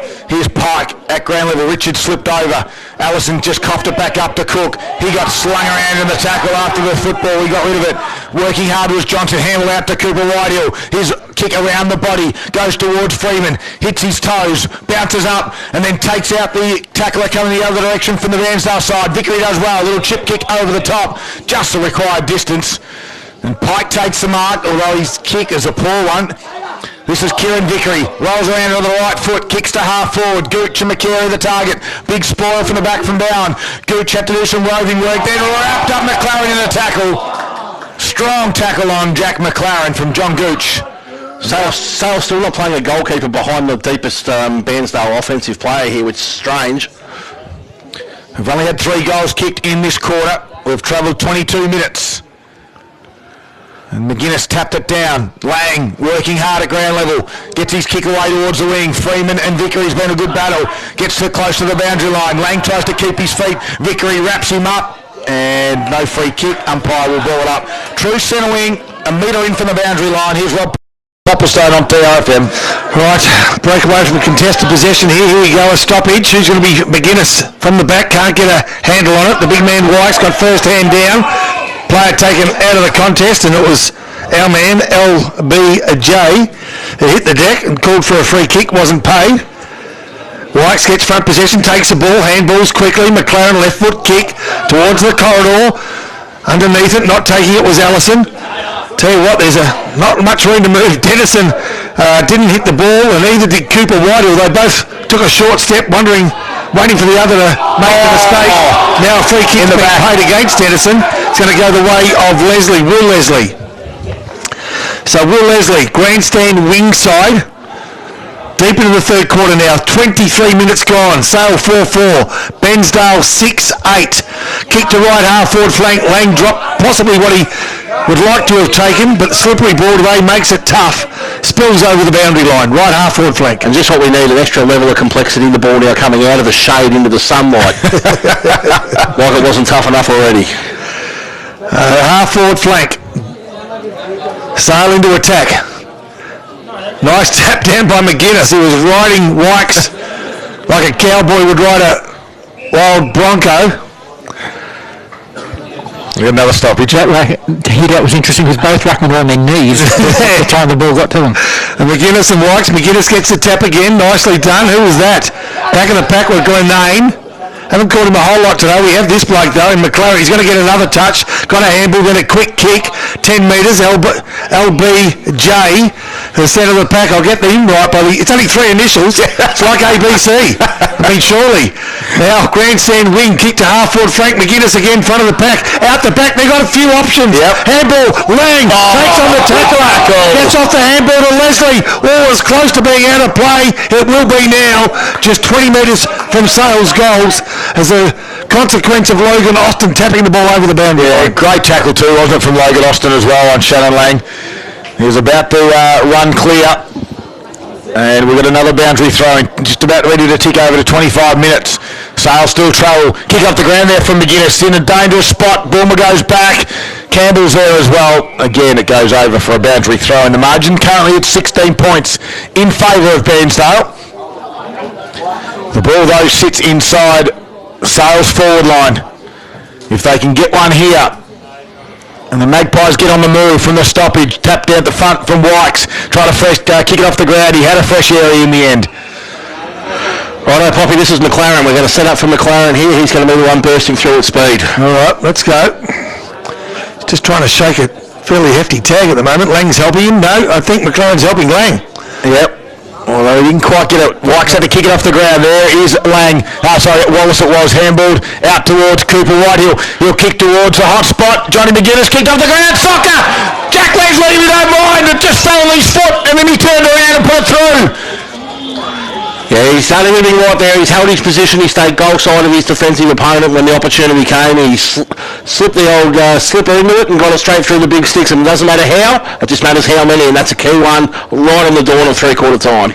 And bring that margin back. It was at the 21 points earlier this quarter. It's back down to 10 points now. We're almost at three-quarter time. We're coming up to the 26-minute mark. Sale 5-4-34, trailing Bairnsdale 6-8-44. McDonald's Gippsland scoreboard. Remembering, of course, too, that last week they had a handy lead over Maffra by 4 or 5 goals. Yep. They had a handy lead before that goal, leading into the last quarter. If only they could have held it. Now they'll be starting to second-guess themselves. Sale will be starting to get some belief. Behind play, the Water Boys are really giving Scud the irrits. as they come out of the centre again. Sale, centre half forward, front position, but not taking the mark was Vickery. Now at the back of the pack, Kane Martin tries to open the door for Lang. He just about got a handle on it, couldn't quite, falls in the arms of Glenane, who takes on a player, gets past that player, left half forward flank, inside the square. Tell you what, Lang back into the pack courageously and kept the ball in the area momentarily. Kane Martin picks it up so beautifully, and then to Allison inside the corridor again, coming through so nicely was Balmer, and Balmer taking forward. And Freeman, a good tackle by Freeman after Balmer looked like he was going to clear the area. He has the opportunity. He'll take his very best.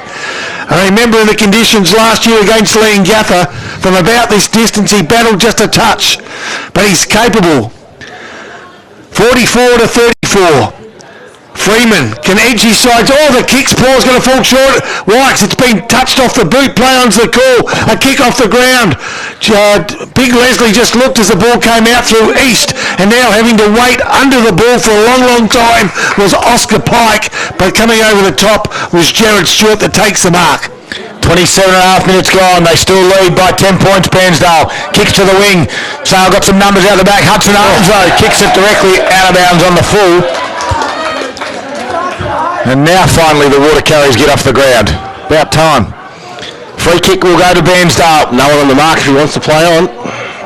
Now Ronke rolls up. He's been called outside 5, so Pike puts it back down towards half forward. It's 1 on 3, and, in the end, Hudson Holmes read it much better than his forward opponent.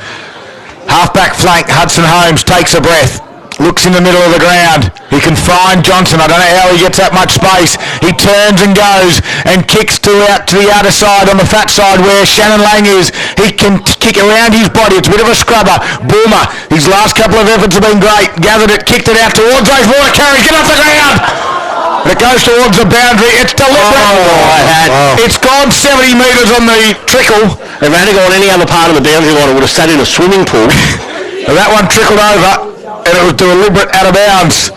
Have they got one last thrust, Sale, before three-quarter time? Allison was a target. There's that puddle you talk about. Now it gets over. A boundary throw-in. Far side of the ground. No one with Lang forward of the footy either here for Sale. He's just managed to get away from the contest and find plenty of space. So the margin is at 10 points. Bairnsdale are hanging on. In the front spot there was Wykes. McLaren kicked from the stoppage, didn't go a great distance, but it got to the top of the 50.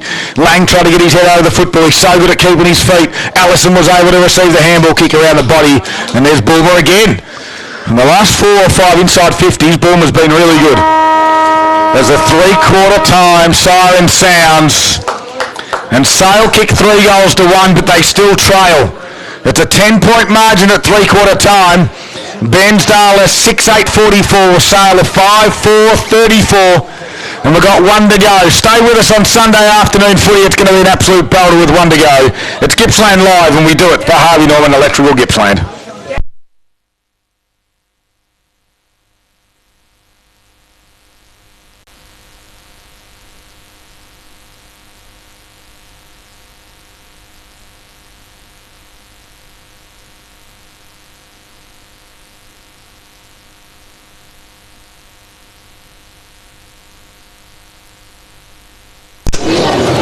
It certainly is the final countdown, and we're looking forward to this one. Sale kicked 3 goals to 1 in that quarter, but they still trail at three-quarter time by 10 points. 11 points they trailed at quarter time, 21 points at half time, and now the Magpies trail by 10 points. Will the Redlegs hold on? They've been in this position in round 1. It was a draw. Sale looking down the barrel of a 0-2 start. It's going to be an interesting last quarter, Scotty. A great game. It got Willing in the crowd. It got Willing out in the ground. And it's exactly what you want to see on a Sunday afternoon. The sun's shining. Yeah, plenty of atmosphere. And if you just turned up there, you'd think, what a great day for football. But those of us who have been here for a while will understand the puddles that are all around the ground. And I still am a little concerned about the lack of rotation for Bairnsdale late in this game. It's really going to come home to roost in this last quarter. And it's not just anyone who's not playing. It's their prime mover in the middle. Well, the final quarter of the Harvey Norman Computers is about to get underway. The umpire will start things off, and he'll put it up with Wykes and McGuinness. Actually, it's Vickery in the middle doing the ruck duties, and tap down. No, sorry, it is Wykes. Just saw the 9 and thought it might have been one of the other boys, but they'll do it again. A secondary stoppage to open the last quarter. And we'll give this one to Wykes. Not to advantage, but now Dennison off the back of that pack was good. Kicked around the body towards half forward. Coming out nicely done. Tried to fist it away with Whitford. Holmes was under pressure. Just dropped the football. Burn-Jones has been great all afternoon. Here's Wonky. Goes to bend the back. Pick it up. Kick around his body on the left foot. Couldn't quite mark there was Miller. It allowed Martin to come in for the Magpies to kick it to the toes of Freeman. And it ricocheted over for a boundary throw-in. Does anyone want to change their tips? We're all tip Sale. I tip the Magpies by 4 points. Who wants to change their tip? Me, please. I'm on Bairnsdale now. All right.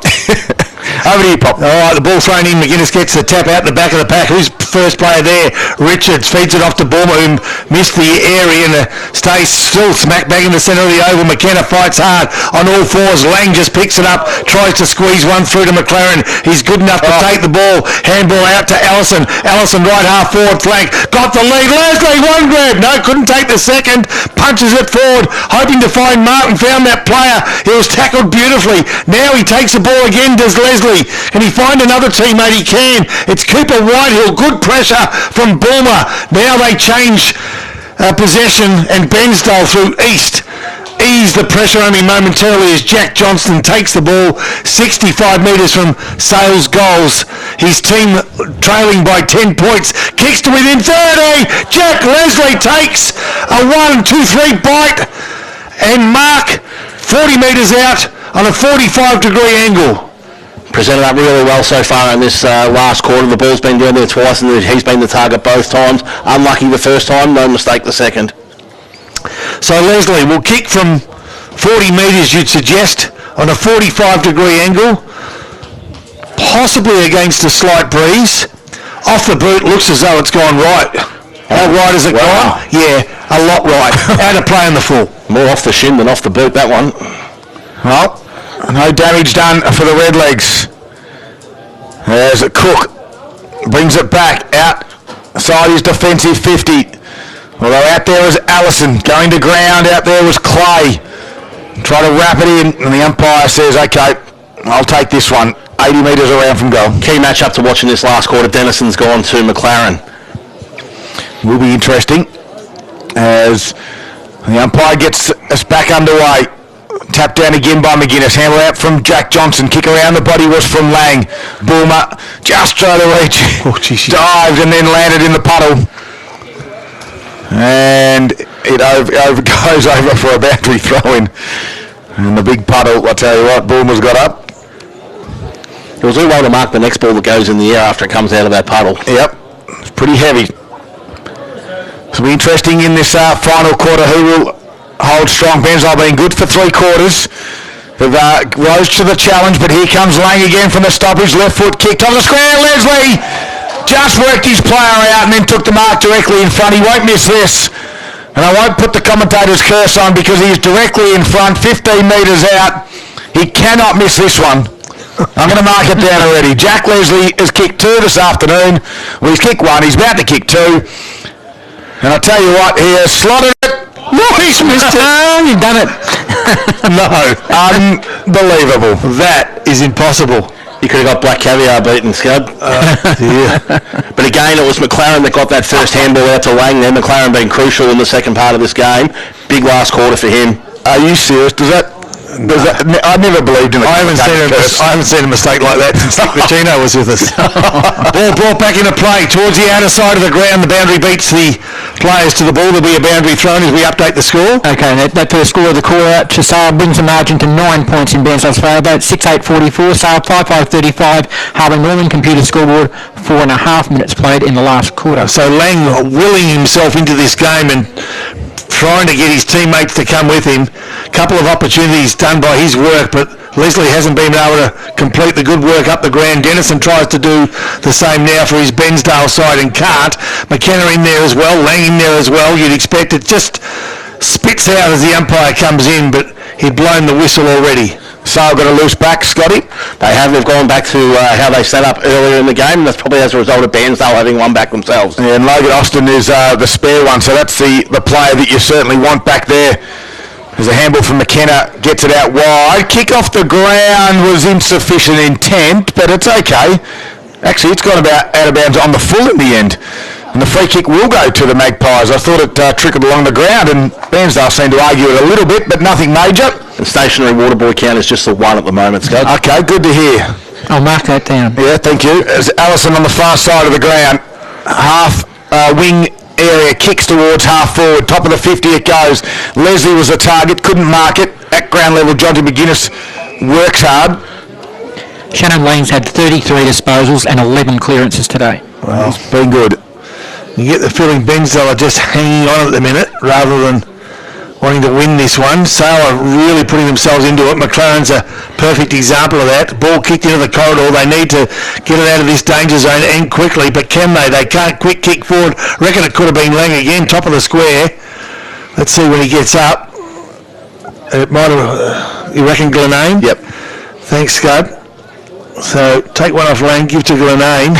10 metres out from Sale's goals. Boundary throw in to take place. 6 minutes gone. The lead 9 points in favour of the visitors, Bairnsdale. Sykes front of the pack. McGuinness gets a tap into the corridor. Try to punch it out of that area. That's dangerous. Grenade in there as well. I tell you what, they might have a chance here. A quick Johnson kick around the body play on because Leslie, although taking it wasn't 10, McLaren can make something out of nothing. And his kick falls short and punched over the line by Harry Cook. Whoa! A big sigh of relief by Bairnsdale fans and Bairnsdale players. 5-6-36 Sale, trailing Bairnsdale by 8 points. Bairnsdale 6-8-44. Harvey Norman Computers Gippsland scoreboard as Austin drives it out to the far side of the ground. He gains some good meterage. Who can get there first? It is Hutchins of Sale in front of Gooch. And they'll happily see it over for a boundary throw-in. Don't forget the best range in brands of Apple, Samsung, Nokia, Oppo and more at Harvey Norman Computers Gippsland. As we said, the margin sits at 8 points now in favour of Bairnsdale. 7 minutes in, LBJ unsighted so far for Bairnsdale. Let's have a look at this. Front spot there was Wykes, taps it down. A little kick off the ground from Ronke. Going to ground there was Glenane. They work it forward to the Magpies. It's at their 50 again. Trying to stand up, and that one was Richards. It squeezed out the back. Shannon Lang has put it through. A fist pump through the air. And the Magpies now close to within 2 points. Here they come, the Magpies. Yeah, he's been outstanding all day, but even more so in this last quarter already, Lang. Him and McLaren been absolutely brilliant around the stoppages. And as I said, it's a 2 point margin. We've played 8 minutes into the final quarter. The Harvey Norman Computer scoreboard reading Bairnsdale 6-8-44, leading by that slender margin over Sale 6-6-42. Right there, big moments, of course, in this game for the Moore Bowling Club this afternoon. That is a big one to keep in mind as this quarter progresses, Poppy. Yeah, centre break absolutely crucial here, isn't it? Absolutely crucial. Yep. So half forwards have disappeared. Robinson's in there. McKenna's in there. I keep saying Robinson because they used to look the same. Link McKenna and Robinson as well. Link Robinson as well. They had the red box. There was a name change. Yes. It was Dylan Somerville. Dylan Somerville, that's right. There was another Robinson that had the hair as well. So Wykes gets the tap. Can they win the centre break? They can't. Lang another quick handball. Finds his teammate there. I reckon it was Adam Wallace who kicks towards the outer side of the ground. And was that any less deliberate than one was earlier? Exactly. So out of play, it was a 40-metre kick from the centre of the ground straight to the boundary. No players really around the ball. Boundary comes in a good 20 metres, I'd reckon. Yeah, good idea. I like it. Yeah, puts it into the danger zone, doesn't it, for both clubs, I guess. Yep. Sykes got rid of his opponent, then tried to handball to a teammate, couldn't find that player. Quick kick forward it was by Wallace, inside forward 50. Play on after Johnny McGuinness, gave it to McLaren. Left foot kick, this could be... No. What he should have taken, I reckon it was Jason Miller, and the umpire comes in to lend a hand, but Miller's miss could have been costly. Yeah. 40 metres from Sale's goals. They've clawed their way to within 2 points. Nearly 10 minutes gone, final quarter. Again, Wykes tried to shove his opponent out of the way. Hitting at the pace was Lang. Couldn't take the footy with him. No, Wallace was there. As it was Butcher. And another ball up. Tackle back on and goes forward for Bairnsdale. Ticked over 10 minutes in the final quarter. McKenna was at the bottom of that pack. Tackled by Cooper Whitehill. And we'll have a third ball up, right in the same spot, which is directly in front, 40 metres out from Sale's goal. They do trail still, but they've reduced the margin to 2 points. It's an absolute cracker. It's been tough, it's been physical, the conditions have been tough. Now the sun's shining, we've got shadows on the ground, but it's still heavy, still slippery. No one wins from the stop. He'll kick soccer off the ground, and fortunately lands in the hands out there of Clay for Bairnsdale. His left foot kick goes out wide. Nicely done, Braden McCary in front of bound. McCary's a long way home from his forward 50s on the half-back flank at the moment. Looks up to the wing area. The target's Gooch. Big fly from Hutchins at the back with a big spoil. At ground level was Whitehill. He missed the target. Allowed his opposition teammate to come in, and that was Pike. But his kick was smothered. And we'll have a ball up. True centre wing. 50-50. Either way it's going to go. The wind's starting to become a little bit gusty in the background, I can see. Not favouring in the end though. No, just gusty as they go forward again through Sale, who's on the end of this one. Looked like Lang. Sure he got a quick handball out. I always get he and Wallace mixed up. And it was Wallace. It was quick kick forward. Out of side of the ground, Dennison couldn't quite get a handle on it. Quick kick out of the pack there from Sale. It was Hudson Holmes. And now over the boundary line, the umpire says to ball that one up. Round about right half forward flank for the home side. The Pagans paddock setups works well for Bairnsdale so far today, but I'm just wondering whether they need some forward structure now and actually a target to kick to rather than trying to kick to space. Yeah, exactly right. They can't get it past their half forward line at the moment. Sale's been attacking the footy pretty well as McGuinness this time tapped it forward. Wallace did have that fresh airy. And again it comes to ground level. Quick kick by Wallace. Goes inside forward 50. Campbell nearly marked it. Austin was there. Allison did well. Step around his body. It's all Bairnsdale. There's 4 of them. And they able to gather it nicely. Vickery was able to pick it up and kick it out towards some open space. Austin was the target. Pike comes the other direction as well. Turns around. Kicks it inboard. Burn Jones has got a little bit of space. Oh, he decided to bounce. On a day like today, you don't do it, but it works because Austin has it. Kicks inside that forward Pagan packer. Oh, no. The spoil. And Gooch. The Gooch has sucked it off the ground and put it through against the tide. And if you ever needed any more evidence of special comments or redundant, keep your Pagans paddy, kick it over the back and let Gooch run in and kick a goal. Wow. Great goal by John Gooch. Of course, that's his second of the afternoon, but more importantly, getting the margin out to 8 points, Paul. That's right, Darryl. At the 13-minute mark of the final quarter, it is an 8-point margin to Bairnsdale. They are 7-8-50, leading Sale 6-6-42, and that has broken quite a run of goals and scores for Sale. And Dane McGuinness has just come to the bench grabbing a right hamstring, so they're down a big man in the middle now, Sale. And he was dominating this quarter. He'd had 7 hit-outs. Well, it means Jonty McGuinness goes into the ruck now. Well, probably the last place he wants to be in the spotlight after that mistake in the goal square. The spoil wasn't what it needed to be. In fact, he probably could have taken the mark, but right now Sykes gets the tap and then follows up with a kick off the ground. Coming through nicely, though, was Lockie Ronke for Sale. Ran right half forward flank. Lang puts himself in the contest. Where else would you expect him to be? Kick around the body by Stewart towards the centre of the ground. Falls short and off they go. I tell you what, they try to bust the pack and Xavier Richards got himself into trouble. The ball stops dead in the puddle just when Sale were going to take a break, or it appeared to. McLaren in there as well. They kick it off the ground. Bulmer comes through, overruns the ball. A quick kick from the pack from Butcher, top of the square. But again, Bairnsdale under all sorts of pressure. Free kick down the field. Yep. It will be. And every inch counts at the moment. And there's a lot of inches in 50 metres, and that's what's being paid, a kick down the field. Yeah, I think it's going to go to Wykes. So Wykes, a dangerous looking kick, but a sliding mark in the centre circle of this ground. I think by Xavier Richards. It was muddy. Plays on quickly. Geez, the conditions are poor, but Oscar Pike takes a marker, half forward flank. Another one might be a killer, I reckon, for Sale. Be hard to come back from 3 goals down in half a quarter. 14 and a half minutes gone. He's got a short option here. He wants to do it. He thought about taking it. Logan Austin, his side lead 50-42. 8 points only. 14 and 3/4 minutes gone, final quarter. Has he got the distance? Where's LBJ front and centre? LBJ front and centre. Nice. Oh, off there. He tried to do a clever little kick. I tell you what, couldn't get anywhere near his targeting Braden McCartney, and now Sale on the rebound can make them pay, Right, but also put themselves back in the game. They've got some players around the ball. Kane Martin waits. Dennison's going to hit this contest hard, but he's beaten to it by Johnny, or Ronke possibly. Quick kick to centre half forward, but it's all Bairnsdale with Randall Stewart taking the mark. Yeah, it comes laterally towards the grandstand side, gets it out to Harry Cook. He pushes back off the mark and then finds a target. Logan Austin's been good. Some key moments in this game, big moments for the Moore Bowling Club this afternoon. Logan Austin looks up, kicks to half forward. It's a neat kick.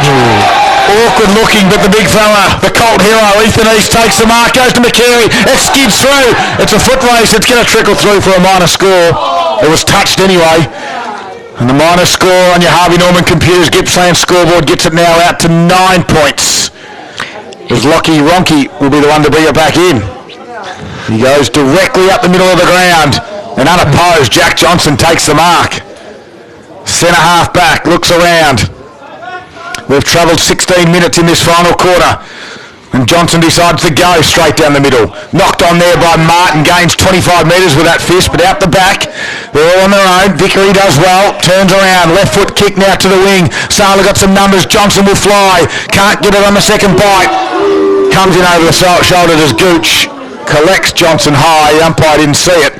He was blindsided. We've got a stoppage in the wing area. It's got all the signs of the game we saw yesterday, where one side was leading for a hell of a lot of time. Yep. And then from nowhere, from around about this margin, they get up and win. McLaren now is wanting to do exactly the same, so he feeds it off to Jackson Glenane. Back of the pack. Free kick paid.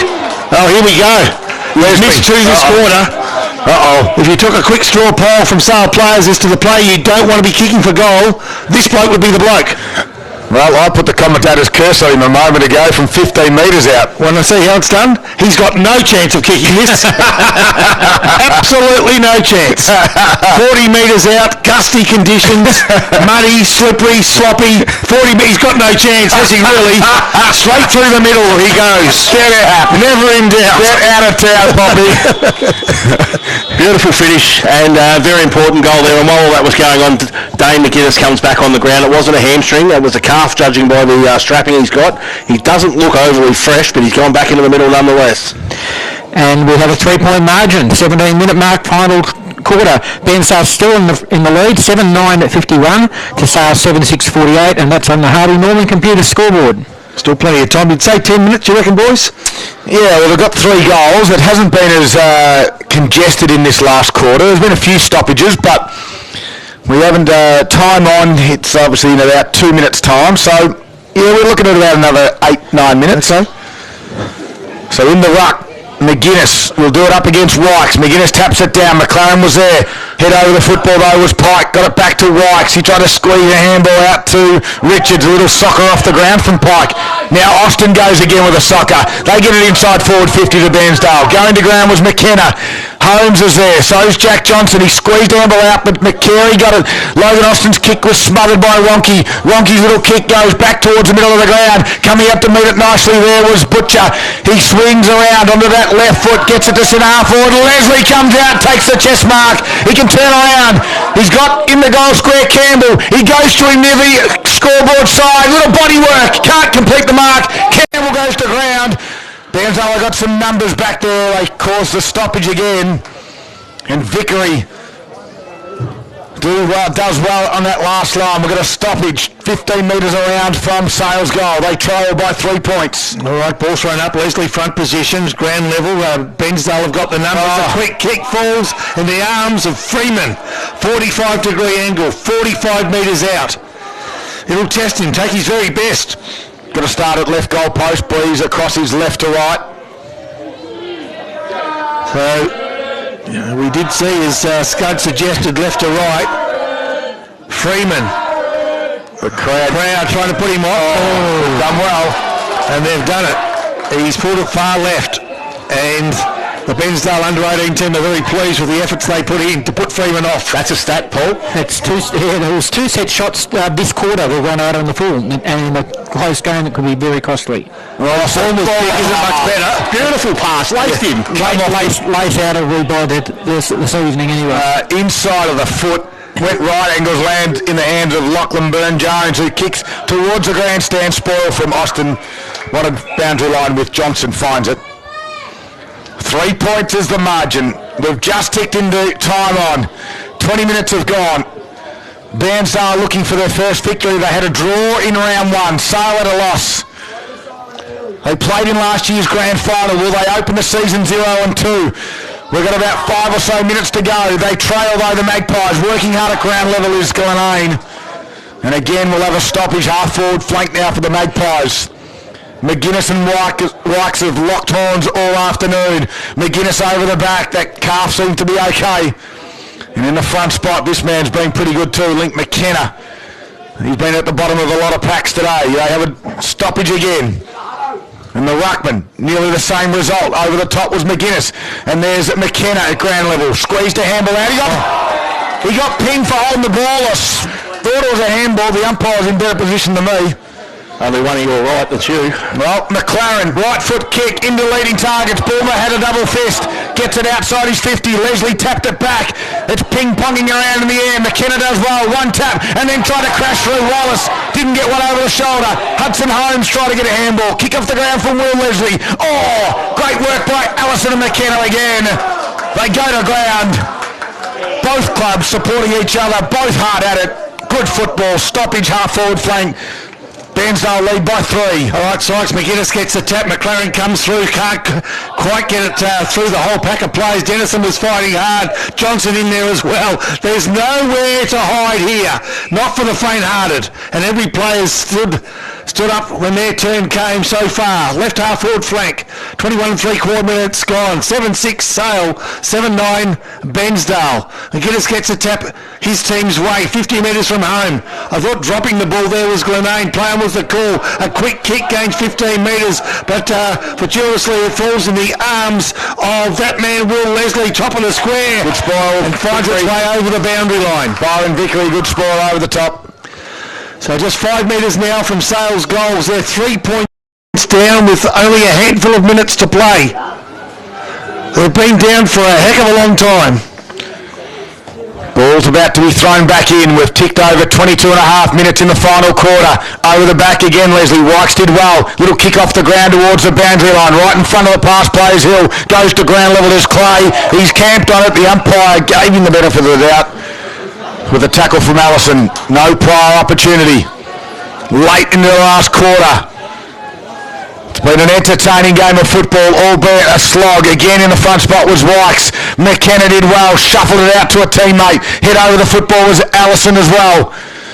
And again, driven into the ground. The umpire will do it again. Another stoppage. Look at these defenders need to be in front of their forwards because a quick kick out of this pack could prove to be deadly. Lachlan Byrne-Jones on the bench. Wouldn't mind seeing him get onto the ground for the Red Legs. They need a little bit of grunt. McLaren tried to burst his way through. Couldn't get any traction in the boots. And again, stoppage. Boys, the scores have been level twice today. Sale have never led. Oh dear. They trail by 3 points. 23 and a half minutes now ticked. Again, Wykes tapped it down. Allison with a quick kick from the stoppage. Goes to the top of the square. Oh, couldn't quite complete the mark back there. On that occasion was Campbell still in the field of play. Austin did well to rush it over with his opponent, Jack Johnson, who's dangerous down there. LBJ about to come back on as requested, Scud. That's what you need. He's got to get to this stoppage quickly. Ball comes back into the field. Clears the 2 ruckman. Lang was out the back, so was Glenane. Goes to ground level. Will Leslie's there. Shoved his opponent out the way, picked it up and then lost the footy. Little soccer off the ground from Wallace. Did it go out of bounds on the full? The umpire said touched. And we'll throw it in, Pop. We will. Minutes to go. And only points the difference. Sale hot favourites prior to the game. Now, as you heard from Paul Carter, wanting to hit the lead for the first time at the right time. Ball thrown back in, 40 metres from Sale's goals. Bottom of the pack, Link McKenna, as he has been for many times this last quarter. For Gippsland, Isuzu, one of the better players on the ground for the Red Legs. The quarters have gone 28, 29, 28, and we've gone 24 and a half now. All right, ball thrown back up. So, she heard not long to go now. Lang tries to take the ball. He's hit hard. He just springs back up tough as old boots shown Lang. Ball held in. Can't make a mistake, could be costly. Free kick could be crucial. 20 metres from home. Link gets McGuinness gets a tap forward. There's just no room to move. McKenna tries to get a boot to it. He can't. McLaren comes through. He's held. Now this is going to be a chance. No, Allison held ball and all. Umpire says, yes, sirree. Has not paid a free kick for a long time, but Nick Ballmer's tackle was a beauty. And sensing the moment, here come the Waterboy Scud. 5 of them out there. Here they go. Ballmer plays on quickly. The kick didn't find the man, but he's got enough room. We've got 3 water boys at the right half-forward flank. They're not delivering water. They're just having a bit of a look. And so the other 2 at the other end of the ground. Meanwhile, we've got a stoppage. Yeah. The water boys decided where to go. They're going to take space. We're going to boundary throw in. You haven't missed anything. Don't worry about that. 25, make it 26 minutes by the time this ball gets back into the field of play. We think it's going to go about 28, so that's 2 minutes to go. Here's McKenna again at the bottom of the pack. Drops down. And wrapped up in a Lang tackle. We'll do it again. The Redlegs lead it by 3 points at the moment.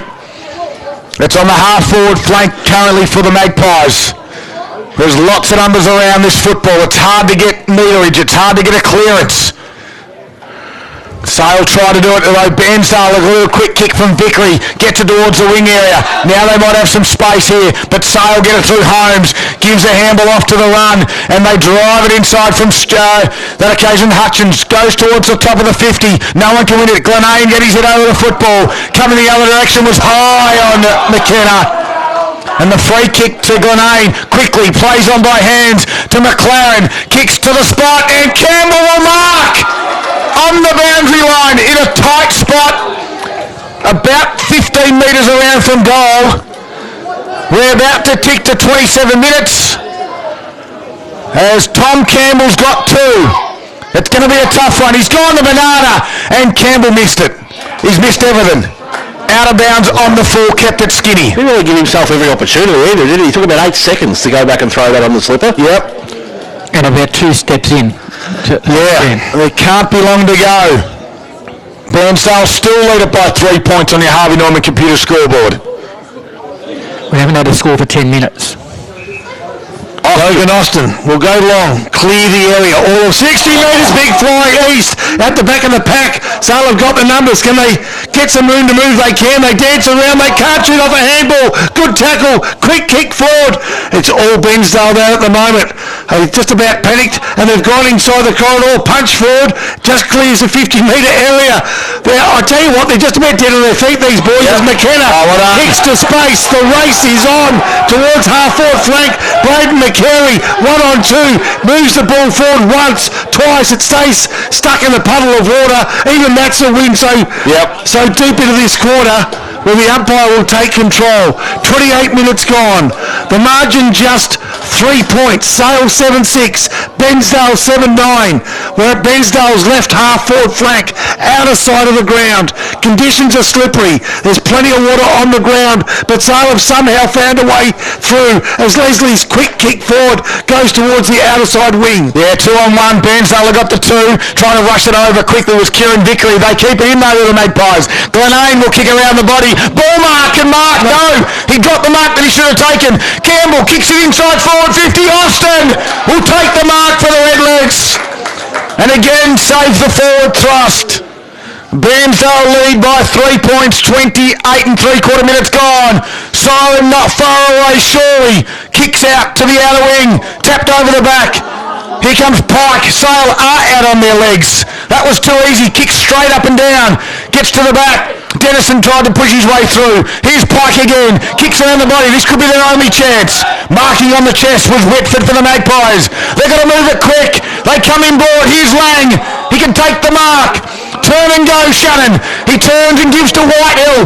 On the 50. He can't mark. Burne-Jones will close. Handball from Martin. No, he'll kick it to a hot spot. 2-on-1. And the 1 takes the mark. Is it East? It is Ethan East. An Eastie, as they call him, from Bairnsdale, takes a game-saving mark, perhaps. Clears it out to Austin. McCary's there. He'll want the boundary line. He won't want to do it deliberately. A little kick around the body disguised it well. And a boundary throw in, touching on 30 minutes gone. The Redlegs, Any time left. the Redlegs lead it by 3 points. Everyone's looking at the timekeeper's box. You'll hear the roar as one side will win. It can't be a draw surely from here. Burne-Jones has been good from the stoppage, kicks to the wing area. McCary and Bound. McCary wants to get it forward. Bound wrapped up in the tackle. No prior opportunity. And we're going to stoppage on the centre wing. They have to man up now, Bairnsdale. They're all over the ground. Just can't give them any room. There it is. Oh, dear. Richards missed it. Johnson tried to square a handle out to Holmes. Got ripped off the footy, free kick. Holmes going to move it quickly. Holmes, it's at 30.5 minutes. You're going to move it. Go, Hudson, move it. You've got to move now.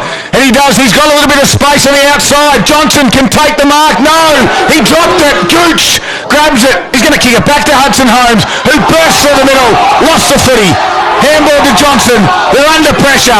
Bairnsdale jump on their coach. Goodness. And wouldn't it be appropriate if the siren went now, because this has summed up the last quarter of footy. 10 blokes at the pill, 5 from each side, battering their guts out. They're all out on their feet. It's the longest quarter, Pop. 31 minutes have ticked over. We've only had 3 goals kicked. About 300 stoppages, though. Here we go. They'll get themselves out of trouble now. Bairnsdale, you'd think they come toward half forward. McCary takes the mark. One-on-one contest, and he just needs to slow it down. Mark as good as a goal there. Yeah, the clock's his friend. He can go directly backwards if he wants. I'll tell you what, he'd just about be thinking about... Oh, no. Not 15. Here we go. Not the best decision, but anyway, we'll see how we go. Now Dennison, can he pick it up? He can't. He just needs... He shepherded and he needed to go for it. They're so confused. They're bewildered. They're parched. But they've won. The Bairnsdale have finally won a game. And they've beaten the rival in the Magpies. Good work. On their home deck too, Poppy. The supporters are up and about. They've come to win. And the Magpies, who played off in the grand final, have started season 2023 0-2. The Redlegs have won it in an absolute thriller by 3 points in the end. They held on. And in the second half of football, the Magpies have kicked 5 goals to 2, but somehow Bairnsdale have held on for the victory. We need a break. I need a drink.